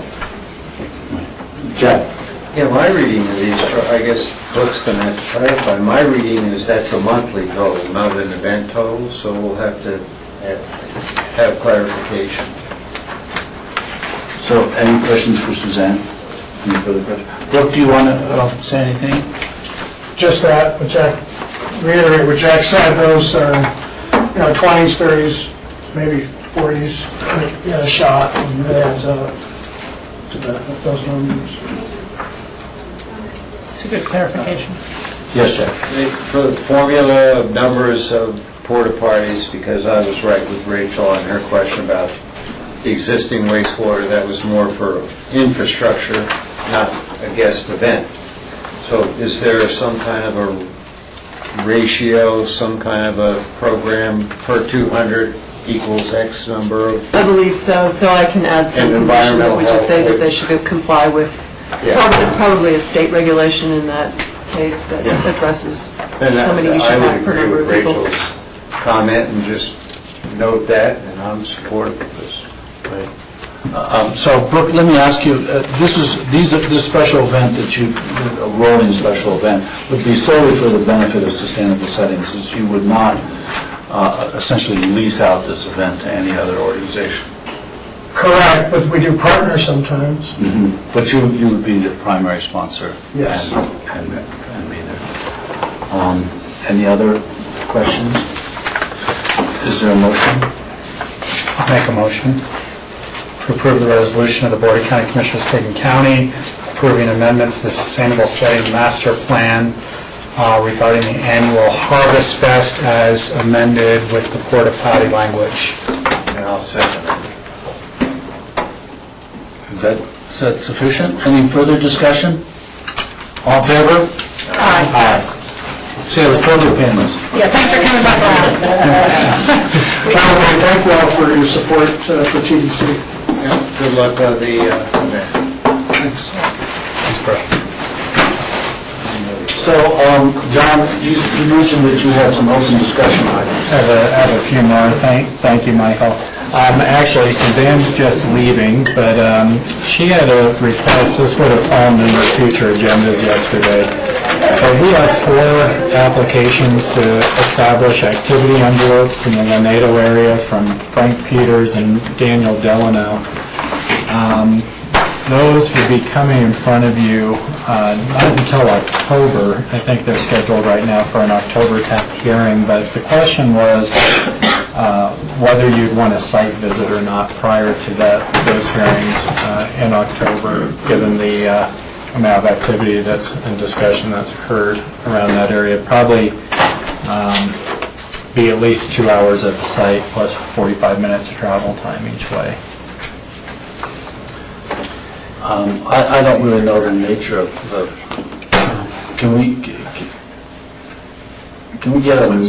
I would like to know exactly, what the subject is, a little beyond... I'm not opposed to a site visit, I just need more preparation in order to go on a site visit, so... yes. I think the way I would say it is more preparation to know whether a site visit is merited. Yeah, it's always married to go to Lanedo, but That's kind of our thought, actually. but I have no idea really what the issue is, so. Yeah. You know, we had some sort of initial application from Daniel Delano, I think, Bob, before your time on the board, and I'm sure that this is derivative from that. Now, I don't know exactly what it is either, Michael. My only real comment is that once you get into the snow in the fall, it's going to be really hard to see the lay of the land up there. And so I agree with what Michael is saying about knowing more about it. I don't know that we've visited a site without some sort of map to look at proposed envelopes and this and that. And so I would suggest that we're open to a site visit, and it'd be good to do one in September when it's still not snowy up there. Fall colors should be prime, but that without some idea of what we're looking at on the ground, it's not as valuable a trip. John, are you talking about last chance number 2, Lanedo 12 or Lanedo 12? These? You know, Jack, I believe that's the case, but really I should have come to Suzanne. In September, so I think we might do our land use application if these are what we're talking about on September 12th, and then decide. Then we would kind of have an idea, do we need a site visit, or, it's not October is what I'm saying. Okay, yeah. Well, I was just going off of what John had. Yeah, I'd be concerned October 10th. that we have maps, but we really don't know what the issues are, Yeah. so. And that may be a placeholder on our future agendas. You know, they may have already known that they're going to pull it from there and put it further. Okay. We'll get you more information and we can revisit that. We've got plenty of time. Okay, yeah, that's what we always say. Yes, Rachel? Yeah, just because we started future agendas yesterday and then went back to the rest of our schedule, I had an item on future agendas, and she started with that. I need to let the board know that I will not be back in town on Monday, August 13th, which is when the site visit to Red Wind Point and special meeting for abatements have been scheduled, so I will not be present. John, were there any other items bring to our attention? For open discussion, just a few items. The board had asked some questions yesterday prior to the August 7th meeting with the Education Foundation. We don't have all the answers, but I wanted to share what we do know. First, there was a question about our ability to establish a special district for either the purpose of sales tax or property tax. We haven't found a special district that could be created under the county's authority to provide funding for operations on education. Most of our authority, particularly around sales tax, has to do with making improvements and that sort of thing, or is limited to the services and powers that are granted to counties by statute. So we didn't find any mechanisms that were available to us as an entity on that front. And we did confirm with the school district that they are capped out on their mill levy. I think like you had indicated yesterday, Rachel, they have some ability to do temporary mill levy increases for technology improvements and those sorts of things, but nothing that would contribute to operations. And hence, I think that's why they're looking at the mechanism that they're looking at modeled on what's happened in Steamboat Springs. So wanted to get that back since this is our last time together, I think, before that August 7th meeting. John, when you say they, what do you mean? The Education Foundation. Okay. Yes, Rachel. But you will continue to research the question related to, they would like sales tax contributed to, if it's approved by the voters, to the Education Foundation for school purposes. Why or why not could it not be a county mill levy question that would be dedicated to the Education Foundation for school purposes? Why does it have to be sales tax, not property tax? I think the board has the capability to ask for an additional mill levy that you would then appropriate to the foundation, just like you would any other nonprofit. If that is the wish of the board, you have that authority. But you can't do it in a special district. Right, It has to be it has to be countywide, yeah, countywide. and I understand that. I mean, you could always apportion it between the lower school Yes. district and the upper, but, so the answer is then that there is legal authority for the county to do that and for the Education Foundation to ask us to stay in a mill levy format rather than a sales tax format. Similar to how, for example, we've created the Healthy Community Fund as a resource for nonprofits. Now, obviously, that's a different process. It's not dedicated to a particular Single. nonprofit. Okay, thank you for the information. Okay. Just real quick, I know GR's here to give some road updates, but I did want to let you know that I have exchanged messages with my counterpart in Glenwood Springs, and I have confirmed that the closure of the shooting range at South Canyon is temporary while there's fire danger. And so it does sound like PLETA will be able to use that range. I would like to speak with them about opportunities for mitigation and such, so we don't have the back and forth or uncertainty about the use of that range in the future. But we are continuing to pursue those partnerships and make sure we're exploring our options there.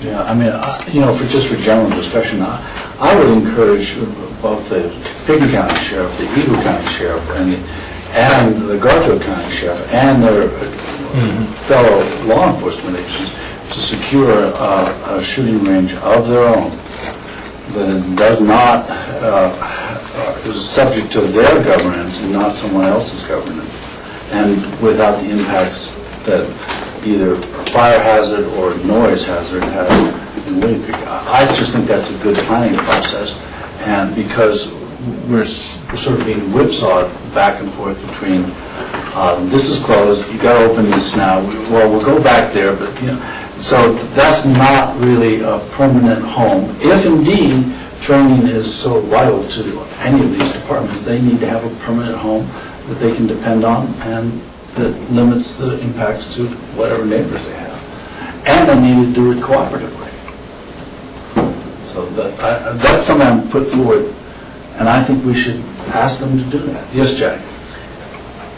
Yeah, a couple things. I believe tomorrow night is the last night of this current class. And so, no, I apologize, tomorrow during the day. The night times are already done. The night times are done. Yeah, I needed to clarify. Secondly, I would just wonder if we should not have a discussion with the sheriff to follow up your idea, Michael, because what I'm concerned about is, though the sheriff might want to cooperatively with municipalities and other counties get involved, what does that mean? Per your suggestion, does that mean buying some land? Where's the resources going to go? I like the idea that we just touched on of mitigating South Canyon in order to make a permanent year-round, meaning fire season safety also, a firing range, so they can move forward. And I thought that was our direction. And I don't know if that's possible yet, but we did, like I said, get confirmation that it's temporary, and I think we can, continue with those discussions. I think, Michael, along the lines of what you're talking about, how do we secure a space that's going to be consistent and is appropriate for the use? Yeah. And also it allows these officers and members of these organizations to be together, and which is part of the regionalism that we've talked about and that we're aiming towards in social services and transportation services and law enforcement services, and this is something that they should be encouraged to do. Yeah. Shouldn't CMC be involved in this process as well, since they're the ones that are actually presenting the training? Yeah. I had just made the commitment to talk to my counterpart, but absolutely, it's really... Maybe CMC's, they're pretty isolated up there on their campus. Maybe they have a place to set up a shooting range. That option hasn't been brought up yet. Yeah. Yeah, so. Yeah, Jack and then Rachel. Yeah, not only is the CMC class involved, though, on an annual basis, there are multiple times when law enforcement needs to access separate of the class. That's correct. We're doing our own law enforcement. So Michael training. and all the the direction that we're heading in is really looking for a permanent home. We're still working on it. I just wanted to let you know that, at least we had that feedback, and we're still working on those options. I was just going to say what Jack said, so. Sorry, Rachel. What he said. Is Gio going to tell us about the roads now? Gio's going to tell us about mudslides and asphalt. Okay. Not necessarily in that order. And down the trees. Yes. Yeah. I was asked to give an operational update and a update on our capital projects today, briefly. Again, I'm GR Fielding, I'm the county engineer. Thanks. Road and Bridge has been really busy today. Emma Road was closed for a while because of some trees hanging on power lines and the odor of gas. And last I heard, both of those concerns have been mitigated and the road's back open. We also had a plethora of debris flows with the storms in the last day. Old Snowmass, Lower River Road, Maroon Creek, East End, West Oakers Creek roads, to name a few, all experienced some form or another of debris flow. And the last word I got is that we've got everything open and safe passage. And Road and Bridge was very busy today, and they did a lot of great work reacting to all of that, both last night in the middle of the night and then regrouping this morning to get crews out and get everything cleaned up. From a paving standpoint, we have completed both Emma Road and Soapus Creek Road paving, and we have those roads striped. We'll be coming back to Shoulder to bring the shoulders back up to the new asphalt level in the next week or so. And we are planning on beginning on Castle Creek August 1st. And so we're getting that word out through the radio and newspaper advertisements and that. And I'm looking for some email lists from some other planning efforts that we've had to get that email out now that we've got a date for that. So we're doing that outreach. And we also have the Coal Creek culvert being put together as we speak. Progress is going very well on that project, and we anticipate the road closure starting beginning of next week, and that should last about 8 to 10 days. So we've got a lot of crews working in a lot of places. We're just trying to get a lot of progress done right now.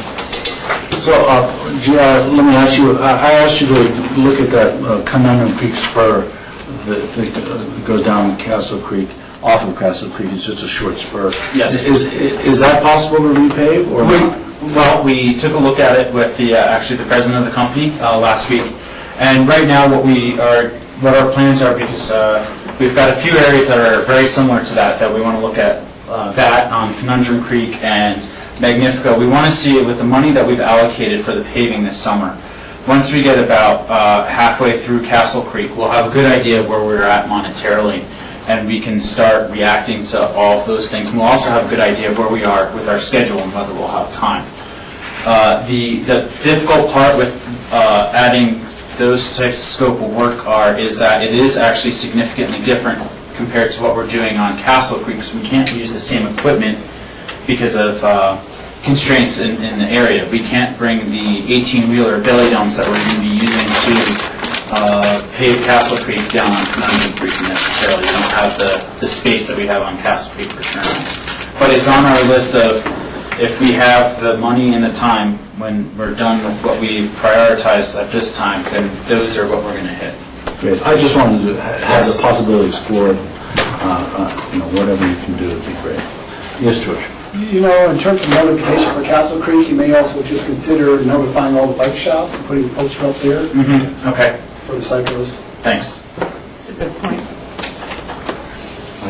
Yes, I'm sorry, John. Also, Joe Wells used to be involved very much in the Castle Maroon Creek caucus, and he just might have an email list. It would not be current, but an attempt is an attempt. Okay. And I wonder also about the status of the guardrail discussion, as well as specifically the site visit that we talked about. Is that I can bring back more information about that. I don't have... Mostly the site visit, because, you know, gee, in another month, it starts to get beyond. And, you know, we did quadruple Public Works workload in one decision, which was, you know, pulling the Elam project together. And so some of that is maybe not on as front of burner to get those done. I think we should see it when it's really icy anyhow. Yeah. Well, I like the guardrails as they exist, so. Gee, I asked you about the gravel and asphalt stuff on Smith Hill Road, and it seems to be addressed, so thank you very much for doing that. Thanks for the notification. They got on it right away. So. Yeah. This was, the trucks come out of Elam, and they're freshly loaded, and they start to spin off asphalt and stuff, and it doesn't cover the road, but there's debris on the road. And so I asked GR if he couldn't ask them to do regular sweepings of it, and that's occurred. So I appreciate that, and I appreciate Elam doing that. Yeah, GR, just thank you for all your hard work. I mean, because we have quadrupled your workload, we are saving a lot of money, but we are cracking the whip with you quite firmly to get stuff done this year. But, you know, we really appreciate all the effort that your department is putting in to make this happen, because it is saving us a lot of money with the economies of scale and this contract with Elam and everything. Here, here. So, good job. Thank you. Okay, thanks, GR, for the report. Any further open discussion? Nothing, I can't wait. Yeah. Well, we aren't meeting until August 7th, Yeah, so. I know. It's Jack? Yeah, John, I wonder if there's anything you can share with us about the localizer issue in the FAA. We had a good meeting today with representatives from the FAA, and I left my iPad upstairs, and that's my electronic memory these days, so I will not name any names. But we did have representatives from both the local offices in Grand Junction that are providing the technical support, as well as a representative from the Chicago area who came out, who's responsible regionally. And I think have a pretty good game plan in place for better communications and how we can address these issues as they come up. I think one of the things that we learned is, as they've installed the new localizer, just like any large complex project, whether it be building a house or a large construction project, oftentimes there are a number of things that don't go quite as planned, and you've got to go back and redo. So, we've had some issues with water and conduits and that sort of thing that's caused some of the downtime. What wasn't happening was a clear communications strategy from between the FAA and our airport staff about what our expectations could be and how we could work better with the airlines. So we worked a lot of that out today. We're actually going to have a follow-up meeting in September that will include representatives from the airlines to better both that communication. But the good news is what was reported to us today is that they really feel like they've been able to narrow the number of issues or potential failure points from the new installation. They really do feel like they're going to have a more reliable system moving forward, as well as hopefully better communication strategy with all of us when there is downtime. I think following our September meeting, we'll try and invite the FAA to come and speak with you as we've sorted through the issues. So, Jack, we didn't just talk about the localizer because there are a number of navigation aids, most of which are acronyms that I won't pretend to understand, to be honest with you, but PAPIs, which we've had some issues with, and we've learned that we are going to have spare parts stationed here at Aspen. The FAA has started taking steps during key times to have personnel stationed near the airport so that if there are failures, we have people there quickly to address issues. So it's kind of a scattered report, Jack, but I think the discussion was very productive today. It does not mean that all our issues are solved, but I think we're on our way to better understanding with our local FAA staff in particular. Yes, Jack.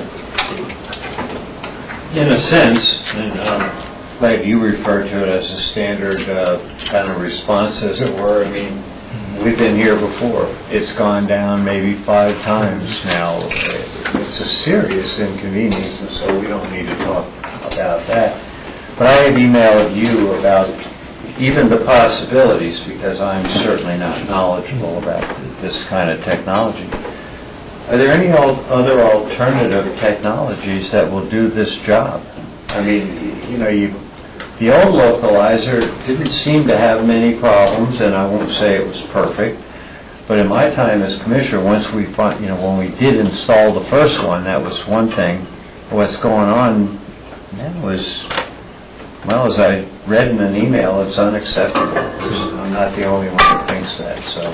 And I think 2 things. As far as the localizer technology, I think that is, I don't think there's a good alternative there. And I think, you know, how it was explained to a layperson like myself was this has been a complicated project, and they have run into issues, and they feel like now that they've narrowed those down, we should start to see some of the reliability that we saw with our previous localizer, which, by the way, was actually had a greater reliability record than what you see at most airports. And the other thing that we're particularly sensitive to, because we're in the high altitude environment and the topography that we're in, we rely more on those navigation aids than other airports. And so, you know, at a lot of other airports, you can have those navigation aids go down, and it doesn't prevent you from landing a plane, whereas here, for safety considerations, if those navigation aids go down, they're diverting the planes. They're not landing the planes. I think that's the right call for safety reasons. I think that's their first job. But they do understand that we're a unique airport, one of the most unique airports in the nation in that regard, and that they need to work to improve that reliability. The PAPI, which is another navigation aid that's been on our radar screen, that is one where we likely will see new technology in the next few years. In the meantime, we want to have redundancy, at least a system for spare parts, basically, that's here, so we're not having to order those up from Oklahoma City.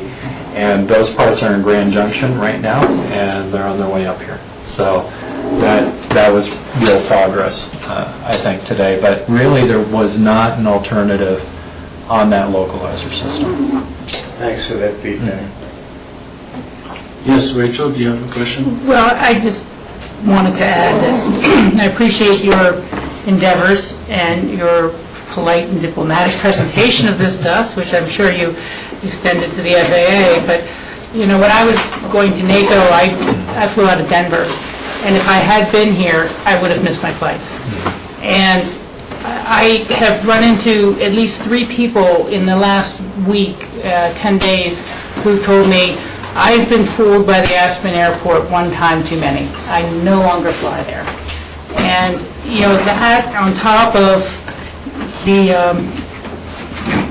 headline story in the Huffington Post and being number 1 on the list of the 10 scariest airports in the country to fly into, this is just unacceptable. I mean, everyone else has used that term, and I know you've driven that home, but I just don't think they fully realize the impact it has on business long term, that it's not that set of flights that were canceled, it's what people will choose to do or want to do the next time they visit, or choose to visit or not. And so if there's anything that we need to do to prepare any economic analysis or some analysis, we can use the hedonic method to further. I'll never get that started. We'll never get that started, but something, because this is, it's just, with all the effort that we're even discussing of potential financial considerations of a new terminal, how can you do that when you have perhaps flagging faith in the airlines that serve that terminal, because they have flagging faith in the FAA? Well, and, if I didn't feel like we made good progress, I probably wouldn't be as diplomatic. We did have a very candid discussion, I think, today, and I felt like that message was received. So, thank you.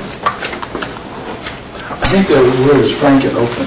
That means that you were yelling at each other, but you're not going to tell anybody that you were doing that. So a frank and open discussion is what we need. Okay. Any other items? Move to adjourn. Okay. Is there a second? Second. All in favor? Just that day, just in case I didn't. Thank you. Alan, thank you. Thank Jackie, too, okay?